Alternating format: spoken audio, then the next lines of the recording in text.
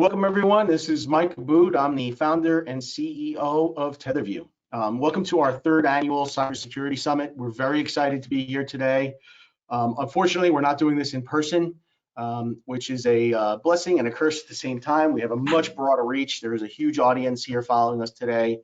At our last two events, a lot of our speakers were with us. We sold out the venues in terms of capacity, and we really want to thank our panelists and our speakers for joining us. This is going to be very exciting topics here today. We're going to be breaking up the discussions into two main panels. We have an amazing keynote speaker from the FBI, which I'll be introducing here in a second. And we encourage everyone to please drop questions throughout the event into the question section as we go. So as we get started, I'd like to just quickly introduce some of our panelists and give some background onto some of the topic areas and agendas that we're going to be covering.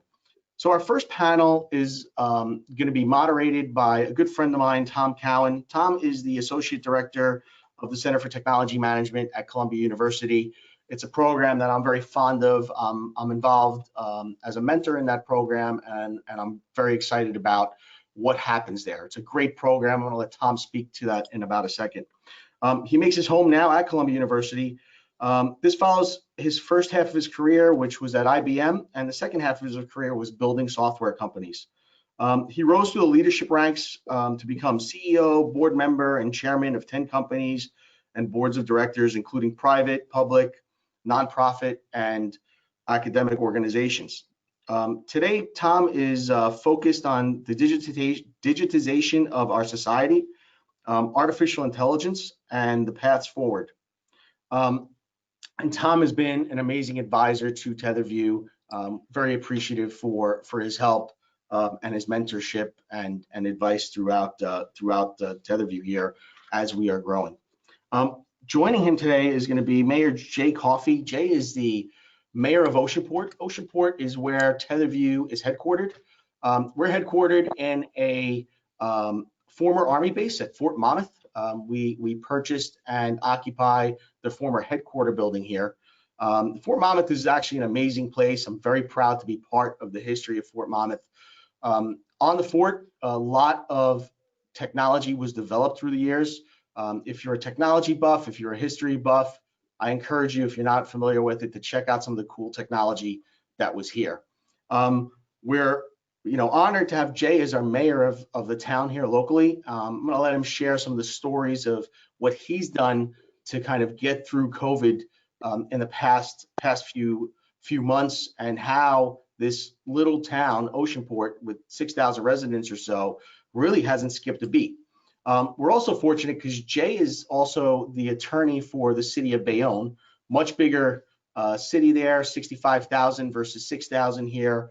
And very similarly there, they have not skipped a beat, partially because of Jay's initiative to use technology, harness technology, and how he was able to do that and maintain local business. After the COVID crisis, one of my concerns was, if local government, if small businesses, if businesses as a whole shut down, what is the longer term impact to society? What is the longer term impact on the economy? And by allowing small businesses, any type of organization, governments, to continue operation as usual as much as possible, it's going to help us get through the next hurdle of this pandemic, which is going to be the economic struggles that I think we're all aware we're facing. Jay was raised in Bayonne, graduated from St. Peter's Prep, and attended Fairfield University. He is an attorney. He worked in mortgage banking in New York until 1989, and as I mentioned, he is the city attorney for Bayonne and the mayor of Oceanport. Also on that panel, we're honored to have Les Brunn, director from Merck. I know Les through Tom Cowan, which is also affiliated with the Center for Technology Management at Columbia University. Les is a dynamic guy, very thoughtful. Look forward to hearing his thoughts on some of the challenges that organizations face today. Les has been the chairman and he's the chairman and CEO of SAR Group, and the non-executive chairman of Broadridge Financial Solutions. In the past, he is the director of HPE. He's a director at HPE and NXT Capital, and he has been on the board of SAR Group, I think, since 2008. Also joining us on the first panel is Tim Haran. Tim is with Oppenheimer. He's the managing director and senior analyst heading the cloud and communication services research team. He joined the firm in 1998 and has been covering the sector since 1994. Tim researches a broad range of communications and cloud companies with a focus on emerging services and applications. Really excited to have Tim. Oppenheimer has been a great partner for us for this event for the past 2 years, and we're excited to have everyone. I'll continue with the introductions for the next set of panels when we get there. So looking forward to that. So I want to start here prior to kicking off to Tom with a couple of slides and a presentation. So one of the things that we understand is if you asked any CEO, CTO, or C-level executive 3 months ago if you would have prepared for a pandemic, they would have said no. And if you would have asked them if they prepared for a zombie apocalypse, their probably preparation planning was about the same. So, we at TetherView and most of my colleagues, believe in this concept of business continuity, not disaster recovery. And what that means is you've got to think of the challenges of today, and you also have to think about the challenges of tomorrow. As you make technology decisions, as you decide on, I'm going to implement this sort of technology, we're gonna deploy this, we need to make sure that it's going to sustain the unknown, right, and the unseen, as Tom will kind of point out here in a second. But the unseen, how do you do that? How do you know what you don't know? You just have to kind of look at history. You have to analyze what we've learned from other similar situations and plan for the worst and hope for the best. The concept of business continuity is that you are preparing for any scenario. So if the zombies come, we have to think about how are we going to attack that. And unfortunately, one of the threats that has come and a challenge, the main reason for this webinar today is the challenges that also arise are new cybersecurity threats. And we're very fortunate to have Special Agent Jacobs from the FBI, who's going to be speaking about the new threats that we're seeing as a result of the pandemic and how the bad guys, to use the technical term, are taking advantage of what we know are weaknesses in people's preparation. So being unprepared, can affect you not just financially, can impact your business long term. So it's important that as we look at new technology, security, compliance, how is that going to impact us today and tomorrow? At TetherView, we have a phrase, and if we go to the next slide there, John, we have developed a phrase called frictionless cloud. And the concept behind frictionless cloud was inspired to me by a quote from Einstein. And the quote is, everything should be made as simple as possible, but not simpler. And the concept behind that is, as we depend on technology and as an organization depends on various disparate types of technology, it's important that we don't make it overly complicated, right? And at TetherView, our goal for our clients is to minimize the IT footprint of an organization, regardless of how big it is. We have clients, fortunately, in every single industry, in every single size, from Fortune 100 to small accounting firms. And what that does is it gives us the advantage of taking the perspectives that we learn from even the smallest accounting firm. The challenges that they see can help us address the challenges that some large Fortune 500 do. And unfortunately, as you get bigger, your organizations become more complicated. So our process is, regardless of how big you are, we want to work towards a frictionless environment with a minimal IT footprint. If we go on to the next slide. So as we move forward here, I just want to kind of start with a few important definitions, some terms that you're going to hear throughout the event. And that term, one of the first things you're going to hear is VPN. And VPN means a lot of things, just like in technology, different pieces have different meanings. So VPN, for some folks, the traditional way, the real definition is it creates a secret tunnel, right? A secure secret tunnel. Traditionally, organizations use that to allow remote users to access their corporate data from their personal devices or a corporate device while they're sitting at home. And we'll talk about some of the challenges that VPNs open, the problems with VPNs, and the issues and the unexpected challenges that large organizations who relied on this very old technology to get them through this, why they struggled.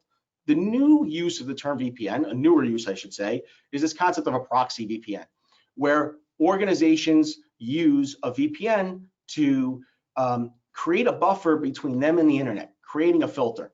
And a lot of folks also use that false sense of security, in my mind, and prevent them from taking some basic, more traditional a hygiene approach, and they depend on a proxy VPN as if it's going to solve all of their problems.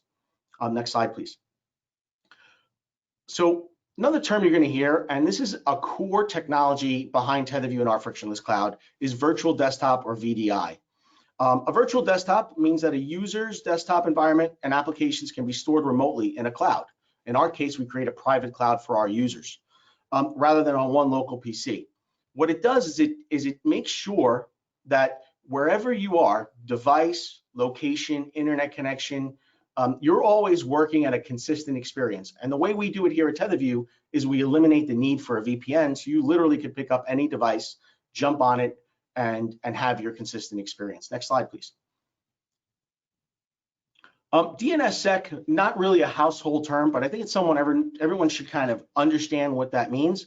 And a quick explanation of it is the purpose of a DNSSEC is to increase the security of the internet as a whole by addressing DNS security weakness.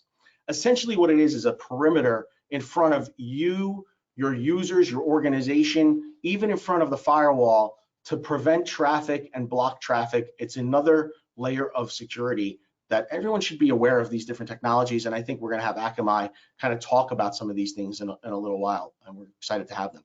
Next slide, please. So SIM versus SOC. So these are two technologies that have been around for a little while. SIM means security, information, and event management. And what that is a software or appliance that's collecting or aggregating data based on activity in your environment. And what that allows us to do is collect that data and look for anomalies, understand what's going on, and potentially after an event, do an analysis or an investigation to see what went wrong, where did something go wrong. And it could be nefarious, an insider threat, it could be an exterior threat. A SOC or Security Operations Center really essentially takes that SIM data and continuously monitors it. So if you have tens of thousands of devices in your organization and they're in everybody's home and they're all using different internet, they're all using different types of applications, they're all using different types of devices, it's really hard to collect that data. So the concept of frictionless cloud puts all that data in one concise location. Next slide, please. And allows us to collect that. Our goal at the end of the day as security providers is to create a zero trust environment. You know, as the Russian proverb, and a lot of folks credit the saying to Ronald Reagan, as the Russian proverb is, it says trust but verify. And a zero trust environment is where we trust nobody, and we want to make sure that regardless of who you are, you can only get to what you have access rights to. Next slide, please.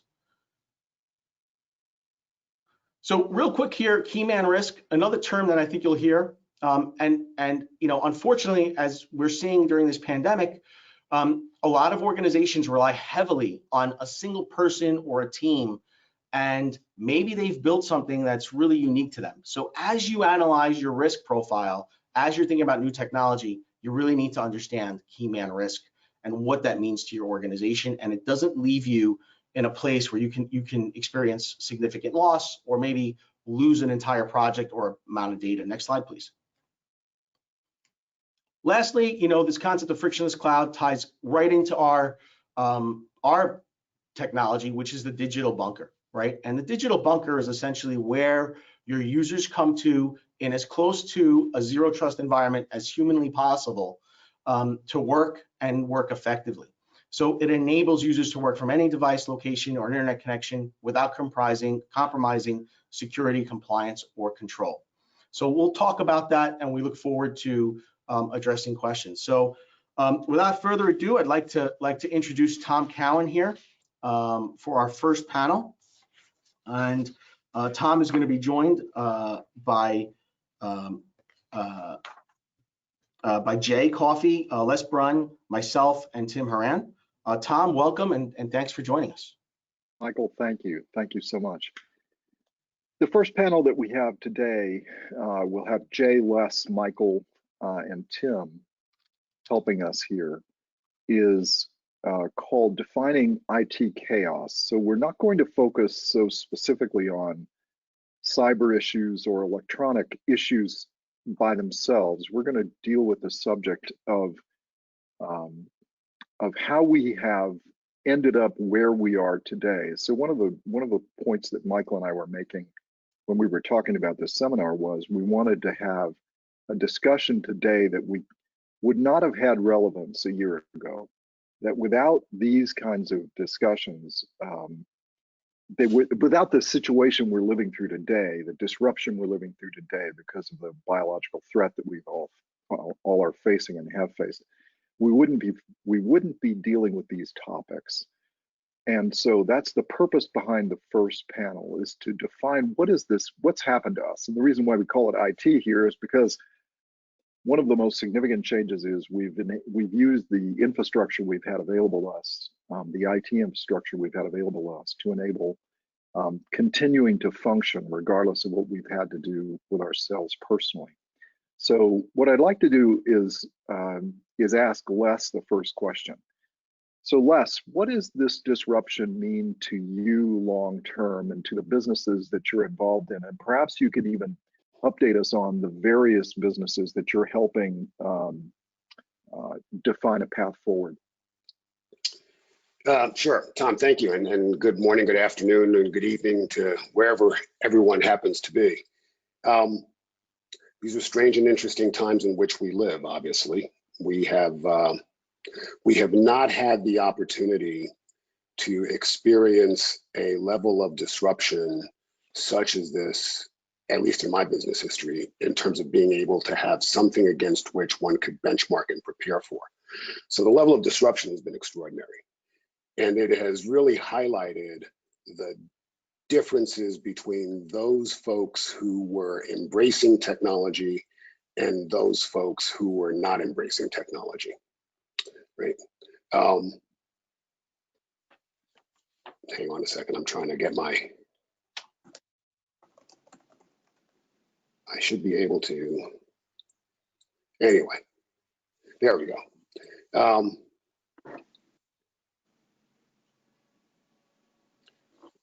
So at the end of the day, what we've got is a circumstance where, at least in the enterprises with which I'm engaged, varying levels of sophistication around what this disruption means, and quite honestly, how to take advantage of this disruption. We have gone full circle from those folks who were kicking and screaming about, this is how we do it, we're not going to change, it's not broken, so don't fix it, to those folks who were rapidly going down the digitization and digital transformation space, who have since all come to understand that the winners will be defined by those who embrace technology and use it appropriately versus those who fail to do so. What does that mean, though, right? Is the question that I think most people tend to ask, because I think in the circumstance, there is a undue focus on remote access meetings as somehow representing a digital transformation. It does not. It has its challenges, as you know, and Tom, you and I have talked about this quite a bit in terms of how one manages, how one maintains culture, how one gains conformity of thought, unanimity of thought in terms of how one goes forward to go to market and do whatever one does. But all of this is a function of understanding that this is just the beginning of the digital transformation that needs to take place in a whole host of companies and industries, including the ones that I'm involved with, whether they be pharmaceuticals in terms of how you collect and use your clinical trial data, how you frame that in terms of your go-to-market strategy, how you use that with respect to your financial capital and resources, financial controls, the whole gamut of things. And it's true across the board, regardless of the kind of company I'm involved with. You know, and it's kind of interesting, isn't it? Les and I, we are obviously good friends, like Michael and I are, and poor Les is constantly on video doing board meetings and so forth. And of course, today we can't get your video to work for you live. Of course. But I think we finally have you there, Les. We finally have you. You know, Jay, I thought I might bring you in here. You have an interesting position because number one, you focus as an attorney for a large city or township. I'm not as familiar with New Jersey as I should be, but you're also mayor of a city. And I want to focus a bit on the fact you're mayor of a city. And how did you react to this disruption when it occurred? What did you think about in terms of being the leader of your city and how you were going to deal with it? Well, I think the first thing and thank you everybody for having me here. I feel I'm the least IT savvy person on the panel, and I think maybe that brings something different to this panel. But there were two things I was worried about, like making sure that the citizens are safe. I think that's our primary objective as someone who's governing, is to make sure that everybody is safe, or at least has the perception of being safe. And then figuring out how we're going to go about our daily business to make sure that the government still functions, because the first person they look at in a local municipality is the mayor and the municipal council. And it's funny because that caused me, if all politics are local, my first phone call was to my 24-year-old son who works in cybersecurity for a big firm, Big Four accounting firm. I picked his brain for a little while, and then I talked to my wife, who's been doing remote meetings, and she works in an international business, so she's used to this stuff.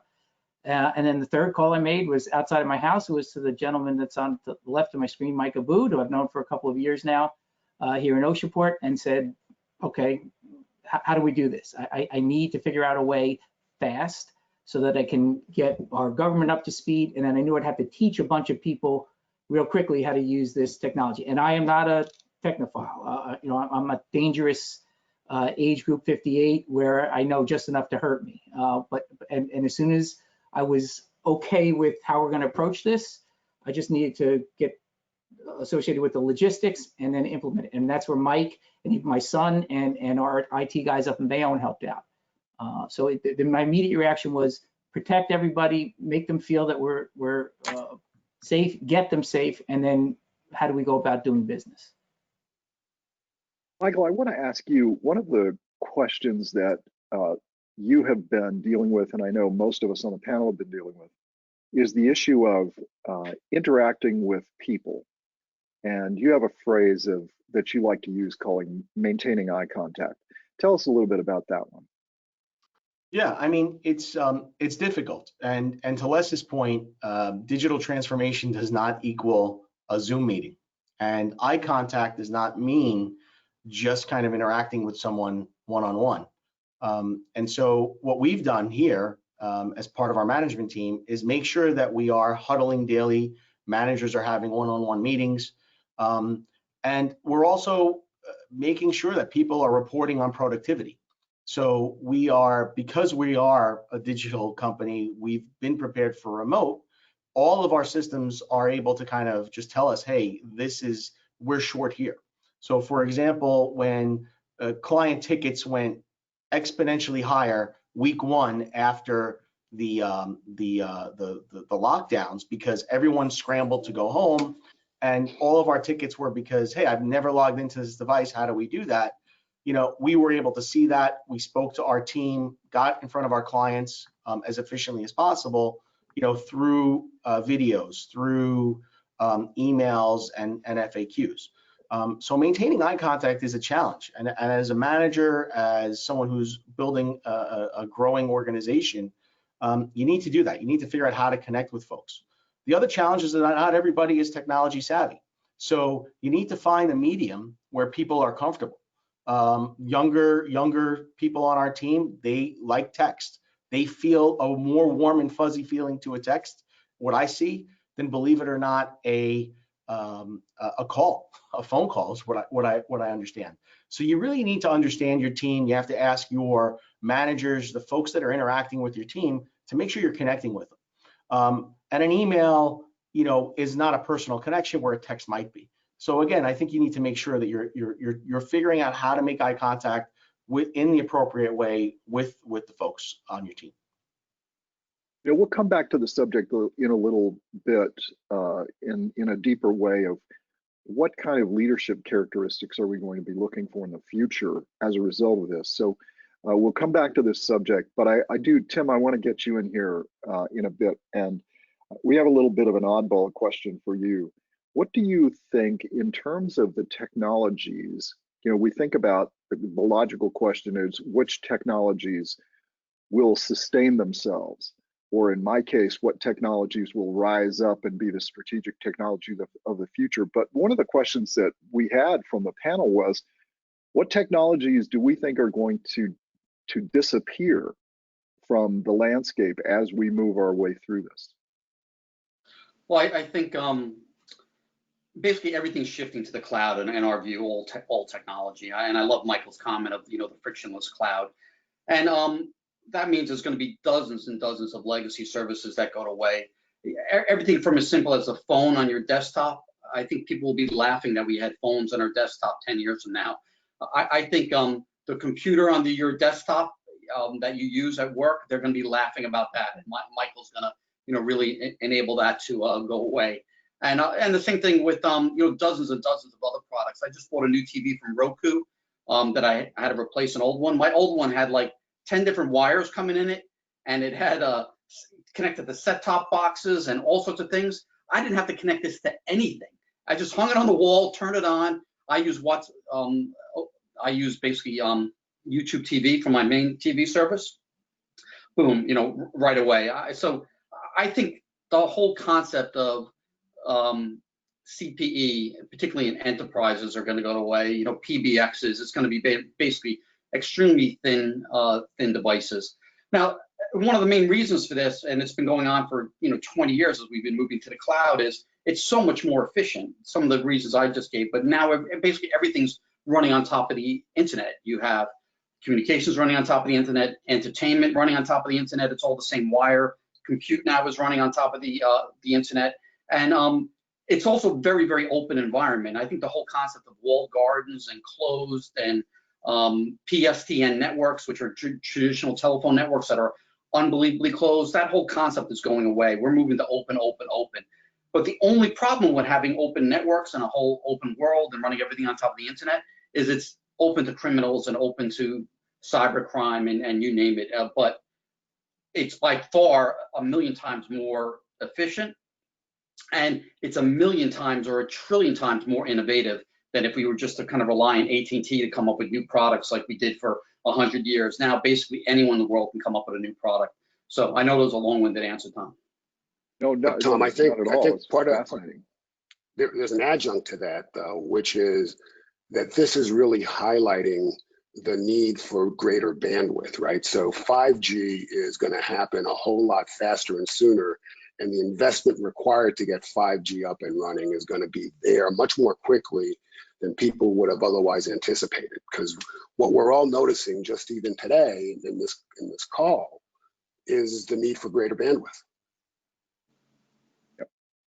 Yeah, I would argue that a little bit too, Les, right? And that with traditional technology, you're bringing data, all the data to the users, right? And I think to Tim's point too, what that does is it broadens the surface area of attack for us, right? And makes it harder for managers to do. What we want to try to do is, I think, is as IT professionals, is go back to this concept of frictionless, is prevent as much data from moving anywhere as possible. So I look at 5G as an amazing technology, and it's going to make the internet more available to everyone, everywhere. But what I want to make sure we do as security professionals, as IT professionals, is not allow data to leave what we call the private cloud or digital bunker for each client. So we want to be careful as we look at technology and we look at the cloud. I look at that and say, let's make sure we're not being too prolific here You know, when you're guarding the formula to Coke, right? Why should the formula to Coke ever leave a specific location? The formula to Coke should only be in that vault. And if you want to see it, you want to touch it, you want to modify it, you want to use it, you have to go to it. And that's some of the philosophies that we employ here. You know, we're gonna, or you can tell my South Carolina heritage is showing up there. We're going to have a deep panel that, Tim, you're going to be leading on the whole issue of cybersecurity and diving deeply into these subjects. And you know, we know we have in the audience some dead cold experts like Melissa Hathaway, who we actually wish we had leading this panel instead of me. So Melissa, go easy on us, please, in the questions. But Les, I want to come back to you for a second. I want to take it back to leadership and culture. One of the discussions that I know you and I have had over and over again over the last couple of months or 3 months as we've lived through this are, what are the implications to leadership and culture? And I think people need to understand, you are, I know you don't like this characterization necessarily, but you're a professional board chairman, public board chairman, board director. It's one of the things you do. Merck, Broadridge, Corning, I could keep going. So you're thinking about it from the point of view of a board director who's thinking about the leadership and the culture of a large public company that is now living through this. So what goes through your mind, and what are the implications you're thinking about and seeing? It's a great question, Tom. I mean, and I'll try to striate it between the management perspective and the board perspective. Certainly from the management side, it's awfully difficult to maintain a culture in a remote, disparate environment, right? You don't have the corporate office anymore. You don't have the ability to walk the halls and sort of let people see, touch, and feel you and sort of get a sense as to what you think about culture. You've got to do this remotely. So to the point that Michael was making earlier, it requires a whole lot greater level of making eye contact in ways which most leaders had not really thought through. From the board perspective, maintaining a degree of continuity and a degree of collegiality and the ability to use each other to bounce thoughts against the wall and see what results in terms of data points to inform better thinking and better advice to management. It's also more difficult in this remote environment. But I think that is the challenge that will separate the successful from the non, in that, again, to the point that Mike was making, if you've got a younger workforce and a younger management team, you have a far easier opportunity to embrace the technology available today to maintain, preserve, and in some ways enhance the culture that you're building. There's a real divide, there's a real chasm between digital natives and non-digital natives, which is making itself much more manifest in the consequence of COVID-19. As you know, my Zoom background is this chart or this meme that says, you know, who led the digital transformation of your company? A, the CEO, B, the CTO, C, COVID-19, right? And so COVID-19 is what's driving a lot of this, rightfully so. And I think you can't not think about what it is that you are being presented with by way of opportunity in the face of the crisis that you're being challenged with, in terms of formulating yourself to, again, Michael's point, what that future will look like and how best to position yourself to be the success in that future, as opposed to the ones that people talk about having been somewhere then when they were younger. You know, it's kind of like the phone set disappearing off the desk, Tim. You know, there are a lot of companies that will disappear off the desk. Yes. You know, Jay, you look a little too relaxed there, Jay. I thought I'd just bring you in here. How do you see the same question from your point of view, looking at it from the two different places you sit? Well, I think just as a human being, I hear what Les is saying, and the adaptability of people has surprised me. You know, in the past 6 weeks, I've got a 90-year-old father-in-law, 88-year-old mother-in-law, and they went from looking at a Zoom meeting like it was the first time they'd seen the moon to now my father-in-law can get on it, participate in it, and when he gets bored, it cracked me up this past Sunday, he knew how to exit from the meeting. He said, look, I'm done here, and he figured out how to get off. So I think the whole impetus should be how people can adapt to it. People are adaptable. We're like a virus ourselves. We adapt like a virus mutates. And I've seen it in both my municipalities. We have 565 municipalities in the state of New Jersey. Each one of them operating independently, because we've got home rule here. We don't want to hear about county and state. And I know of municipalities that have 14, 15 employees who have 14, 15 C drives. They're operating independently of each other, no network whatsoever. And I mean, as of 12 minutes ago, that's true. So I think the easier we make it, the easier the IT people are able to convey the information is going to be number one. Number two is there's going to be a certain subsect of the people who aren't going to adapt, and that we're going to have to figure out a way to carry them for a while and protect them. Everybody else, we didn't have these things. I don't know how we met each other 20, 30 years ago at a ball game without this, and now this is ubiquitous. Nonagenarian relatives can all use a cell phone.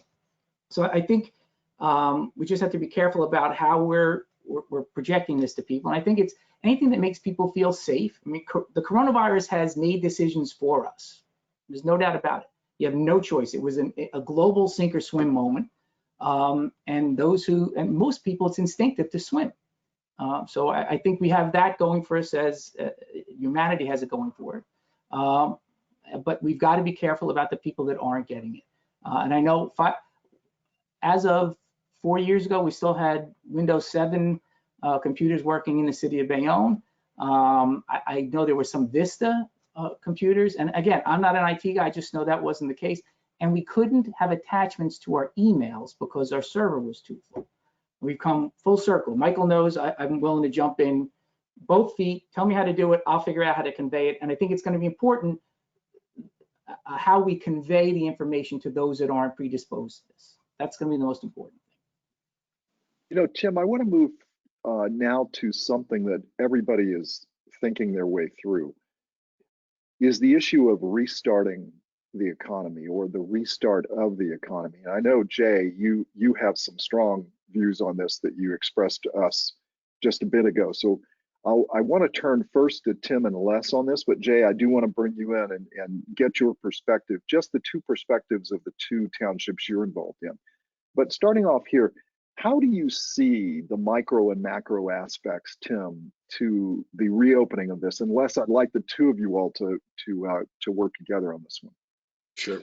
Well, it's a great question, and I've talked to dozens of very large companies about it. And the honest answer is no one has a clue. And I mean, you're talking some of the most highest paid. I think the AT&T CEO said this on their conference call. He's probably has a dozen of the highest paid economists in the world working for him, and he's gotten a dozen different opinions. So, and I'm sure each one is, absolutely valid. I mean, do we have a second wave or not? It seems like it's inevitable that we have a second wave, but none of my companies are giving guidance really at this point because they just don't have a clue themselves.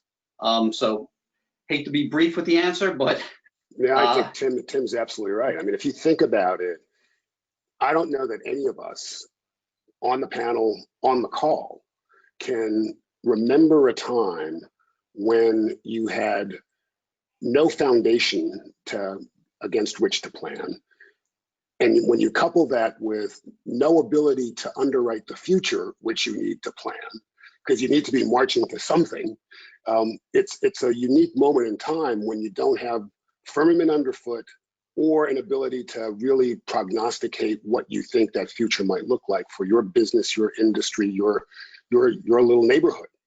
And so you really do need to go through the exercise of giving yourself as much optionality as possible, right? In terms of if this happens, then that, if that happens, then this, and so on and so forth.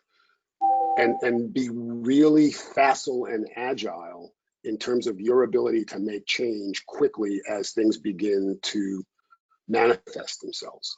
But it's really a unique moment when you don't have either footing or future ability to underwrite.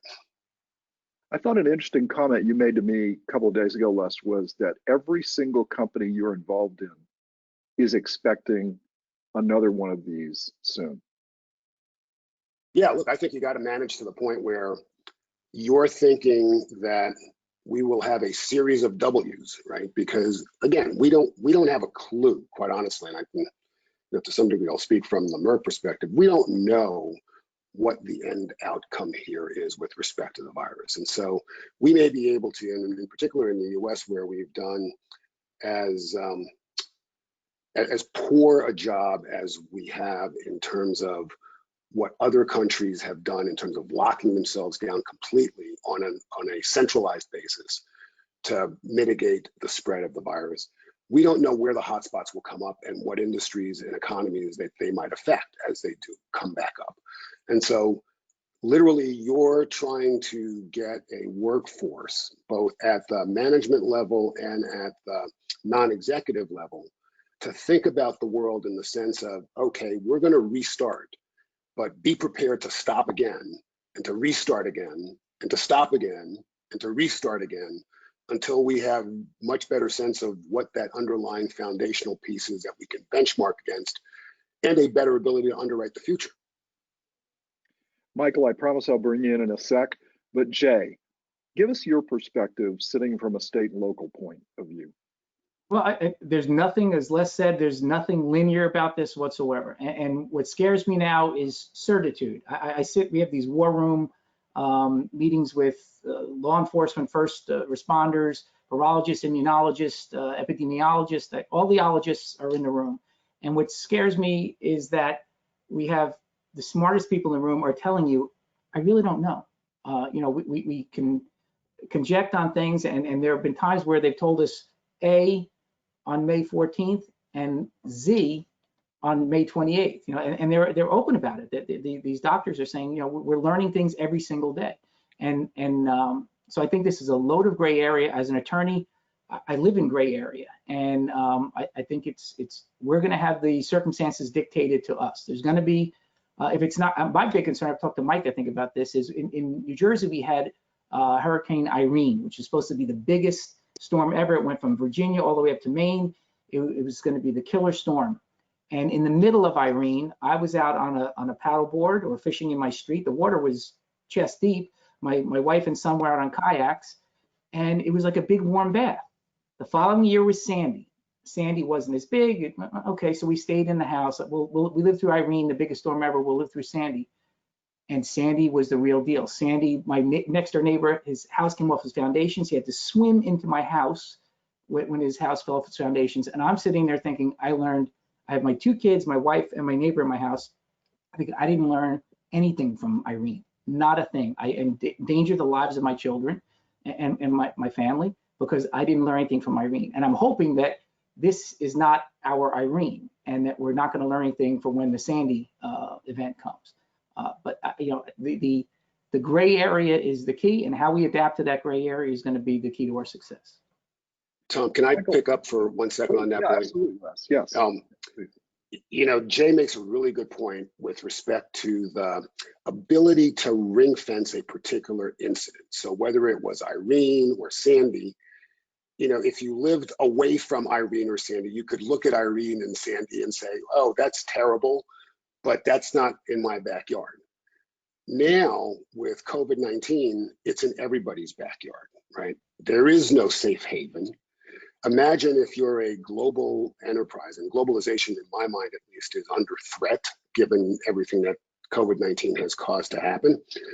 And you've got a supply chain, and that supply chain is global. What happens to your ability to plan using that supply chain that you've spent countless amount of financial resource in building and other executive time resource in developing with the uncertainty of COVID-19?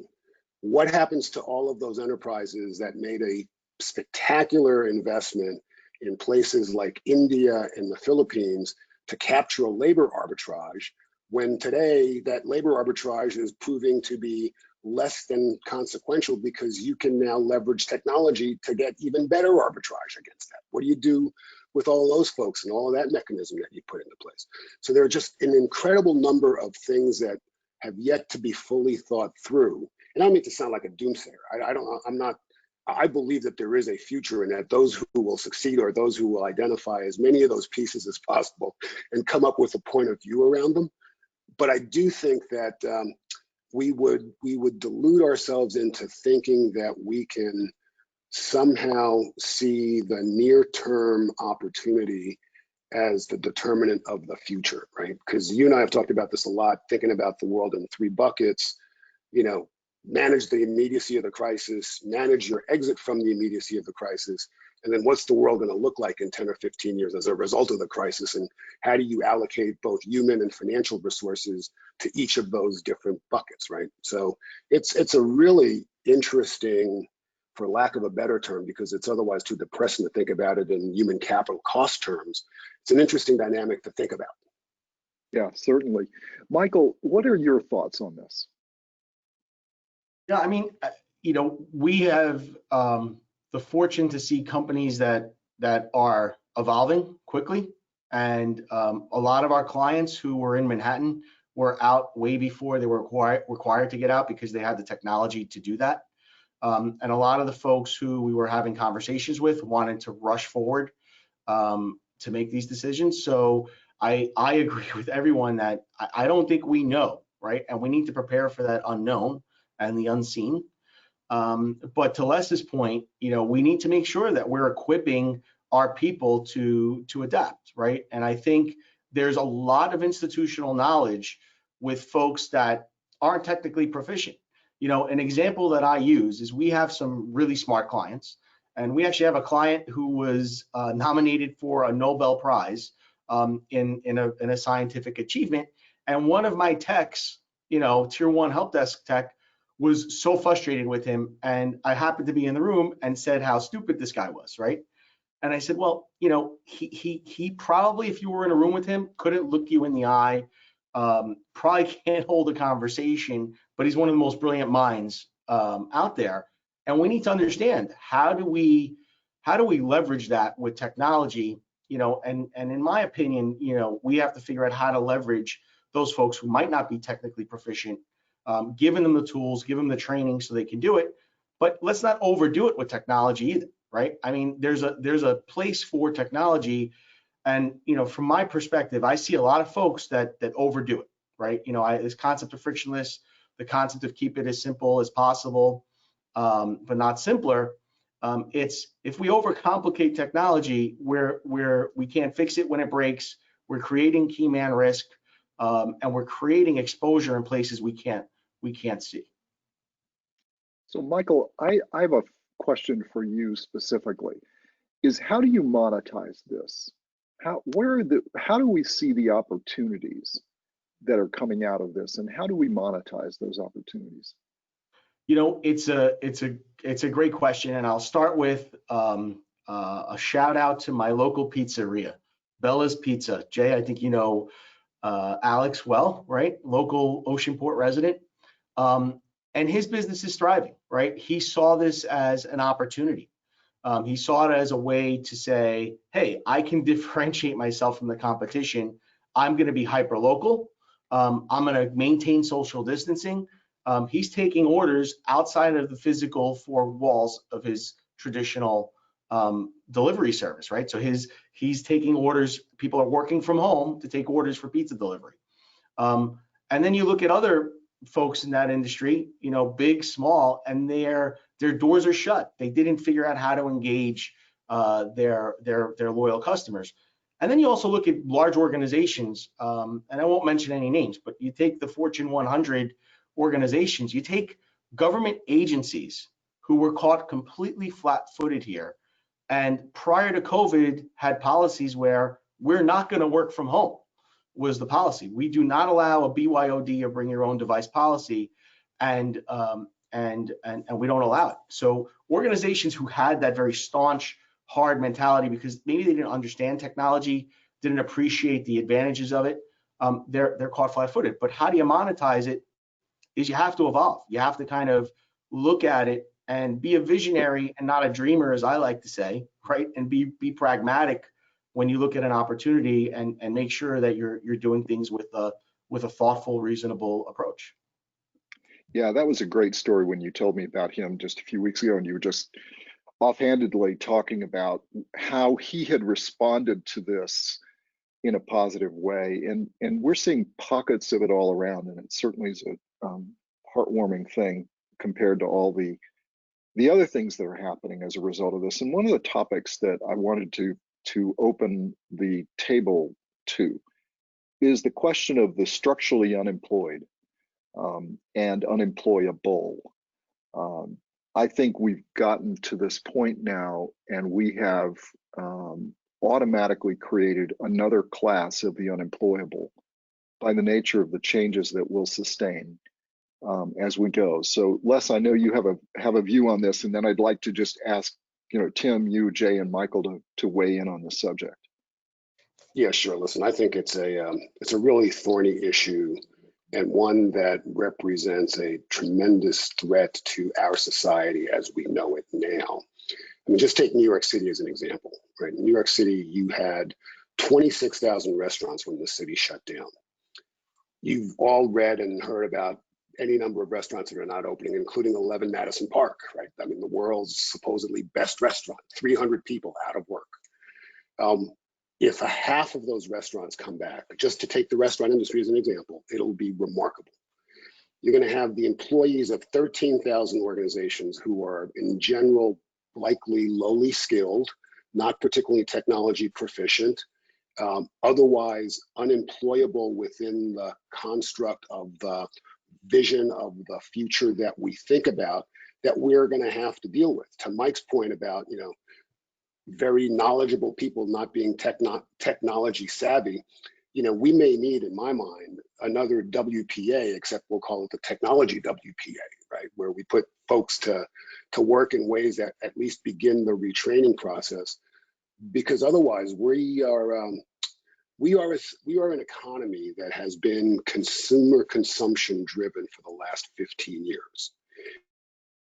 If we remove the ability of the consumer to consume, because they're not gainfully employed, and we remove the opportunities to satisfy that consumption need, and we have a moneyed class, if you will, that is now really reluctant to spend because of the fear of a recurrence and uncertainty about the future, and so want to preserve as much liquidity as possible, we've got a real problem on our hands.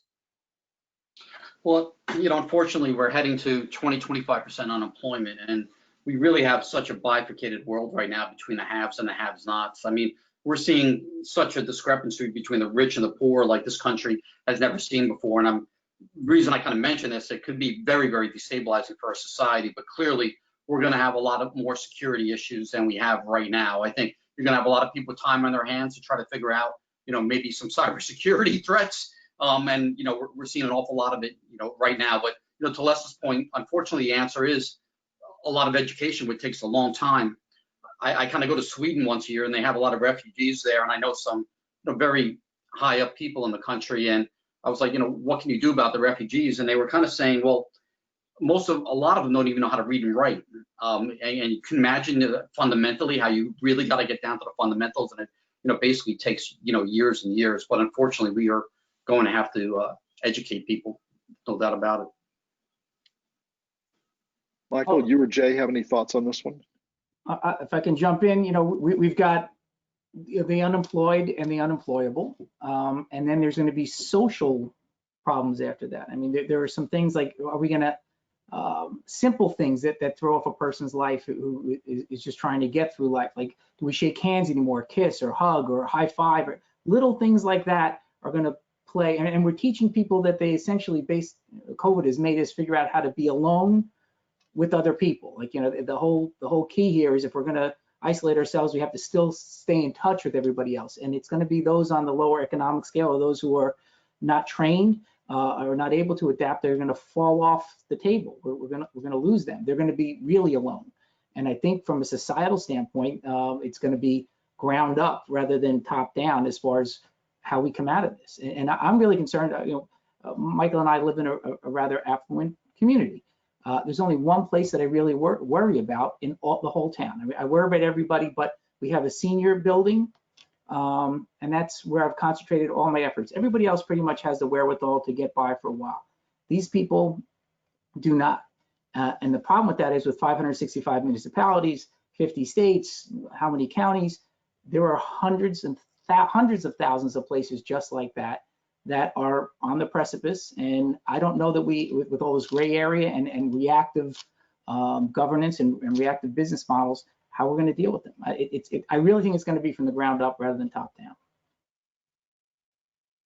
Yeah, I just to round that off, I agree. I think it's going to be a ground up, and I think it's going to be folks looking for opportunity, and hopefully there's enough hungry people out there in a good hungry way, in the sense of they become more ambitious and want to adapt and evolve. We have a lot of opportunity here.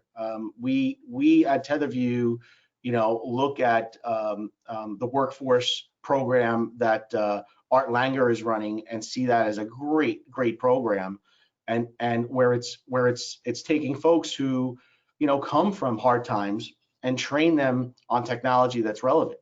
But at the same time, I think we'll also see some appreciation for the skilled labor shortage that we've had over the past few years. So hopefully we can see a righting of the pendulum throughout this, and I hope that's where we end up. So we have a few questions, Tom. I don't know if we want to go to some questions. You want to? Yes, we only have a couple of minutes left though, Michael, so we have to keep them narrow. There's a question from Mark Heil to Les, and it's around PE, private equity, and this transition. How do you think that the sale of companies and digital assets are going to become the norm? How do you think private equity is going to be impacted by this, by the new technology that's out there? Is the question. It's a great question. I think private equity is going to have a barbell reaction to this crisis, right? On the one hand, their existing portfolios are going to be proving more problematic and troublesome and requiring much more both financial and human capital resource dedication to get them through the crisis. The other side of that coin is that you have this pocket of capital that has witnessed what happened in 07, 08, that's waiting with bated breath to see what assets are available and how they can cherry pick some of those assets at incredible values and create value going forward. And so you've got this combination of things that may clash, quite honestly, because you'll have private equity sellers of assets with other private equity buyers of certain of those assets. And so you'll see a transition of ownership, perhaps, and some value creation in that process through buy right opportunities presented to private equity. But it's not any clearer for private equity per se than it is for any other person who's looking at this economy and trying to figure out, which way is up. I think we'll leave it at that on the questions. A lot of the other questions are technical, and we'll address most of them in the next forum. So, Tom, would you like to wrap up? Yes, Michael, thank you, you and Jay and Tim and Les for spending the time on this and for the thoughtful discussions. What we tried to do here was to open our minds a bit to a series of questions that go all the way from how is the economy potentially going to restart to what does this mean to people and those who are employed, those who are unemployed, and all the different combinations in between, all leading up to this next panel, Tim, that you'll be leading later in the afternoon, that will go deeper into the technical side of, okay, now how does this apply to specifically to the electronic side of the world and the cyber threats to that. So with that, Michael, I will close right at the top of the hour as you asked. Thank you, Tom. Thank you, Jay. Thank you, Tim. Thank you, Les. I'm thrilled to have you guys with me here today. Thanks, Thanks for having me. All right, so I'd like to welcome Leo Taddeo up. And Leo, if you could just give a brief introduction of yourself, introduce Cyxtera, and if you could introduce our keynote speaker. Thank you. Sure thing, Mike. Just real quick, is the sound okay? Am I coming in clear? Loud and clear. Great. So I'm Leo Taddeo. I'm the Chief Information Security Officer for Cyxtera Technologies. We are a global data center company, which means we have a footprint of 62 data centers around the world, primarily in North America, Europe, and Asia. So we have a large infrastructure to protect. We have a large set of infrastructure customers to protect. They reside in our data centers in various forms. So my responsibility as Chief Information Security Officer is to protect those building management systems, protect the corporate networks, and ultimately keep the adversary from impacting operations, which is our #1 priority. I also serve as the president of a subsidiary of the company, which caters to the federal government. So we have hardened offerings within our portfolio that we sell to the federal government, and so I'm responsible for that group as well. You asked me to introduce Rich Jacobs, which is a real pleasure. Rich is a friend and colleague from the FBI. We both served as FBI agents. Rich continues to serve. He is the Assistant Special Agent in charge of the Cyber and Special Operations Program. He runs the cyber program in the New York office, which is the largest investigative cyber unit in the FBI. In that role, Rich manages all of the criminal and national security cyber investigations for New York, which you can imagine take a varied and broad form, including national security cases which involve foreign adversaries. So Rich has got a great set of responsibilities and a great perspective on what we're going to talk about today, which is cybersecurity. But I want to give you a little bit more of his background, because I think it's important to note he is not only a cyber expert, he's actually one of the most experienced criminal investigators in the program as well. So FBI agents come up through various career paths. Rich's path was in the white collar crime program, which I think serves well in his present role, because he understands things like subpoenas in courts and cases and what it takes to bring evidence to bear. And all of those things are impactful in his present role. He's got a number of degrees, a number of certifications, but the best thing about Chris is that he is a true professional, something that the country ought to be proud of. And he continues to serve. He's working in Manhattan today, and I applaud him and his colleagues, some of my old friends, and I really appreciate the chance to be on a panel with him. Rich, I hope you're on. Looking forward to talking to you. Thanks very much, Leo, for the introduction. Can everyone hear me okay? Loud and clear. Great. Afternoon, everybody. Glad to be here. I need to state up front for any media representatives who are listening in that my comments today are strictly off the record. That said, there are a lot of interesting changes that have taken place in the threat landscape in this new COVID environment. And I'd like to start by talking a little bit about ransomware. So these attacks have been very prevalent over the last 2 months, with heavy targeting of healthcare, manufacturing, and retail organizations. For those of you who may not be familiar with ransomware, it is a type of malware that encrypts your data, making it inaccessible until you pay a ransom, which is usually in the form of Bitcoin or some other cryptocurrency. While ransomware attacks are obviously nothing new, the tactics and techniques that many of these criminal organizations are using are. And for example, we are observing these adversaries gain access to systems, conduct recon, steal sensitive data before revealing the ransomware to the victim. And what that ultimately results in is a double extortion, whereby they will demand a ransom for the decryption of the data, and then subsequently also demand an extortion fee for not publicly exposing the sensitive data. And unfortunately, we have seen, being true to their word, we have seen them expose data in a public domain. So they do, in fact, in many cases, possess the data.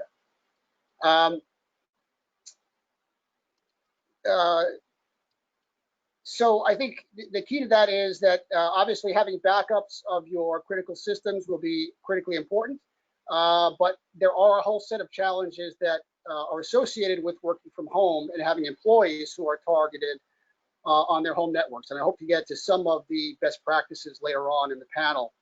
But moving on to another topic that is hot at the moment, we're also seeing a large increase in malicious email attacks. And I will categorize this really in two ways. One involves the attacks to specifically infect a system and deploy malware, and this is typically done by convincing a victim to click on a link that will direct them to a fake website that itself has infections on it. The second mechanism, though, is enticing them to click on an attachment in that email that will then run malicious code and, unbeknownst to them, infect their machine.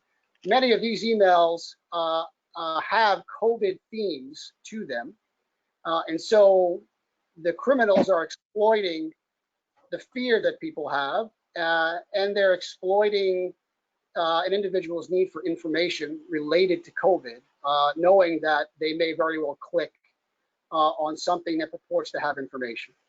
The second category, though, of these malicious emails relate to specifically compromising email accounts themselves, in furtherance of what we call a business email compromise, or BEC scheme. And a BEC scheme is when a victim receives an email that purports to be from their boss, from a business partner, or from a trusted third party, asking them to immediately send funds to a criminal-controlled bank account. Many of these emails are very well done, and they do seem legitimate because in many cases, they actually have very detailed information on actual business transactions that only an insider would know. And in many cases, they're also coming directly from the email account of the trusted person. So these are compromised accounts, not spoofed emails. What is interesting about BECs of late is that many of them specifically target cloud-based or web-based email services as opposed to internally managed platforms. And if you look for the 5 years ending in 2019, our Internet Crime Complaint Center, which is known as IC3.gov, has received complaints with losses of over $2 billion just for cloud-based BECs alone. And that number has gone up significantly since the end of 2019. So what's the reason for this? Well, there's a number of possible reasons, but what is likely is many organizations are not aware of all of the security tools that are available to them in the cloud. When you have your own email server and your own platform, you know you're responsible for securing that system. But in some cases, cloud is not yours, it's leased. And many organizations are not aware that there are security tools available, or they're not aware that they are responsible for configuring those tools. They assume it's automatically done for them. And so at the end of the day, their email systems are left unsecured. And the criminals are exploiting this by using what are known as phishing kits. And the phishing kit is nothing more than a software package that criminals actually buy and sell among themselves. And it contains an easy way for someone to set up phishing emails that may target certain organizations. And those emails will contain a link to a fake website that look identical to your AOL email login page or your Google Mail login page. And the purpose, of course, is to harvest and steal your credentials so they can log in. And what we're seeing most recently with regard to BECs is quite disturbing, but it's targeting of school teachers who are working from home. Many school teachers may not be well versed in cyber or information security, and they're not used to having to check out an email to verify who the sender is. And it's a lot easier, obviously, if they're working in the same facility with people, but it's a lot harder to track down the sender of an email to confirm things when you're working from home. So teachers are unfortunately being exploited. The last sort of broad category that I want to cover today involves teleworking. The workforce for many organizations is now working from home. And because of that, corporate information is traversing the public internet space more than ever before. And that is creating many opportunities for cyber criminals. One thing that we're seeing a lot of is the exploitation of remote desktop services.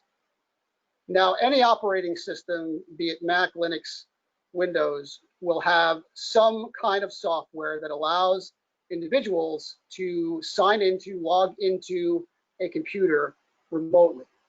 So for example, for Microsoft Windows, they use something called remote desktop protocol. Now, normally when you're at home, you would not likely have that service turned on because you don't need it. However, many people who are working now find you need to use it. And so that service is open. And using a home as an analogy, that is equivalent to opening up another window in your home that can be accessed more easily by a burglar, right? Same kind of situation involving a computer. And there's a similar risk associated with desktop sharing. And many colleagues want to share their screen, or they want to share data that someone can directly access on their computer, so they implement desktop sharing services. Same kind of risk as remote desktop. Separate from that, we are seeing a lot of probing, infiltration, and attacks associated with video teleconferencing equipment, voice over IP services, and third-party communication systems such as Zoom. Now, there's a lot of motivations for criminals to access these systems. Number one, they're being used now more than ever. And one motivation is simply to eavesdrop on conversations and to steal sensitive information. But another reason these systems are exploited is not so much for the conversations that are taking place, but as an easy entry point from which they can pivot to other important systems on the network in order to steal from them. And so the fact that this new gateway is available and open and may be less secure than the other network infrastructure provides an access point for these actors. But a third reason is simply to disrupt or prevent participants from accessing a meeting. And many of you may have heard in the news in the last couple of weeks a term, Zoom bombing. And what that essentially is an actor who gets access to a Zoom meeting link, will join the meeting, obviously as an unauthorized participant, and do things that obviously disrupt and embarrass people in that meeting, such as putting up pornographic images or making some kind of disparaging or insulting comments. And so if you think about it, it is pretty simple for someone looking to do this, because many Zoom meetings are established with a link that gets disseminated via a public channel, and there's no real security to them. Anybody who has the link can normally access that meeting. And so Zoom bombing, as simple as it sounds, is becoming a big problem for law enforcement everywhere. So what I think the pandemic has really exposed for many companies in terms of cyber is that they were not fully prepared for it. And what I mean by that, if they're looking at their disaster recovery plans, and even more broadly, their business continuity plans, they realize work from home really wasn't thought about well enough. And so now they're asking what I think are the right questions, but they're asking questions such as, how do we ensure that the data and communications between our corporate networks and our employees remain secured in this new world? How do we ensure that our employees are constantly reminded of their security responsibilities, the importance of taking the right precautions, now that we can't bring everyone into a conference room and give them training? So how do we do that in this remote world? And lastly, questions like, how can we best minimize or eliminate the risk associated with our employees potentially sharing a device at home with school-aged children who might be on playing video games and exposing the computer to unnecessary risks? So there's a lot of things that really no one could have anticipated in the past, but now they need to. And so what I think we end up seeing, in fact, I think it's already happening, is companies are really taking a hard look at their processes, their policies, their plans, and saying, where do we need to revise this to incorporate this new remote workforce that we may be living with for quite a while. I'd like to close simply by talking a little bit about the FBI and our engagement with the private sector. As many of you may know, we try to be as open and available in getting to know individual organizations across all sectors and letting them know that we are here as partners with them when they are a victim of an attack. We are here to help as best as we can to prevent attacks by giving them guidance. And the important thing is that you develop relationships with your local field office. I think we know a lot of companies and the security teams at many companies here in our area of responsibility. If you don't have those relationships with us or your own field office, I would highly recommend you reach out. The cyber teams that we have across our 56 field offices around the country are more than willing to work with you. We are not the same as a regulatory body. We are interested in going after the bad guys, not so much what you did and didn't do correctly within your own environment. So, we carry a lot of intelligence that we do our best to share, to provide something for you to inform your defense.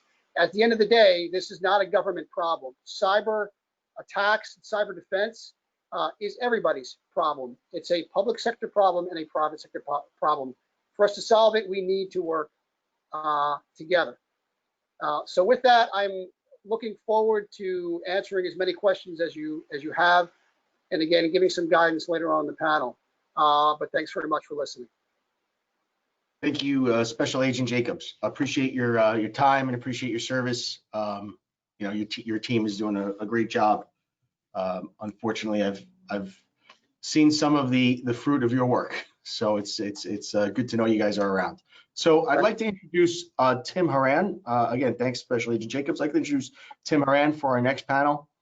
If you have questions for Special Agent Jacobs, please put them into the questions panel, and we will try to get to them at the end of this panel here. Tim, are you there? Yes, I am. Great, thank you, Tim. I'm going to hand it off to you for your panel. Great. I have 4 absolute experts on cybersecurity here, and it's a pleasure for me to host this panel. And we're going to get into a lot of the details of what's actually going on with cybersecurity. We have Leo Taddeo, Shaul Eyal, Rich, Special Agent Jacobs, and Michael will be on the panel also. And I just kind of wanted to start it out a little bit with Shaul, who's been working with me for 20 years. Shaul is working out of Israel, which when I was there last year, someone told me there were 500 startup cybersecurity companies, and I'm sure that's probably at 1,000 now. But Shaul, can you describe maybe a little bit since we've had COVID, have the nature and the frequency of cyber attacks increased or changed at all since COVID?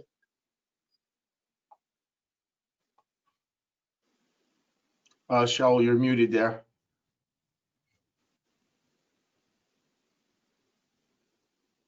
Can you hear me now, guys? Yep. Yes.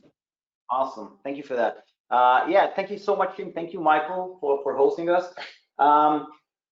We have absolutely seen and heard about a spike in the number of attacks, both on individual or consumers, as well as enterprises or businesses. Given the rapid shift to work from home environments, hackers are taking advantage of the many potential vulnerabilities that are being created as employees need to gain access to the corporate networks.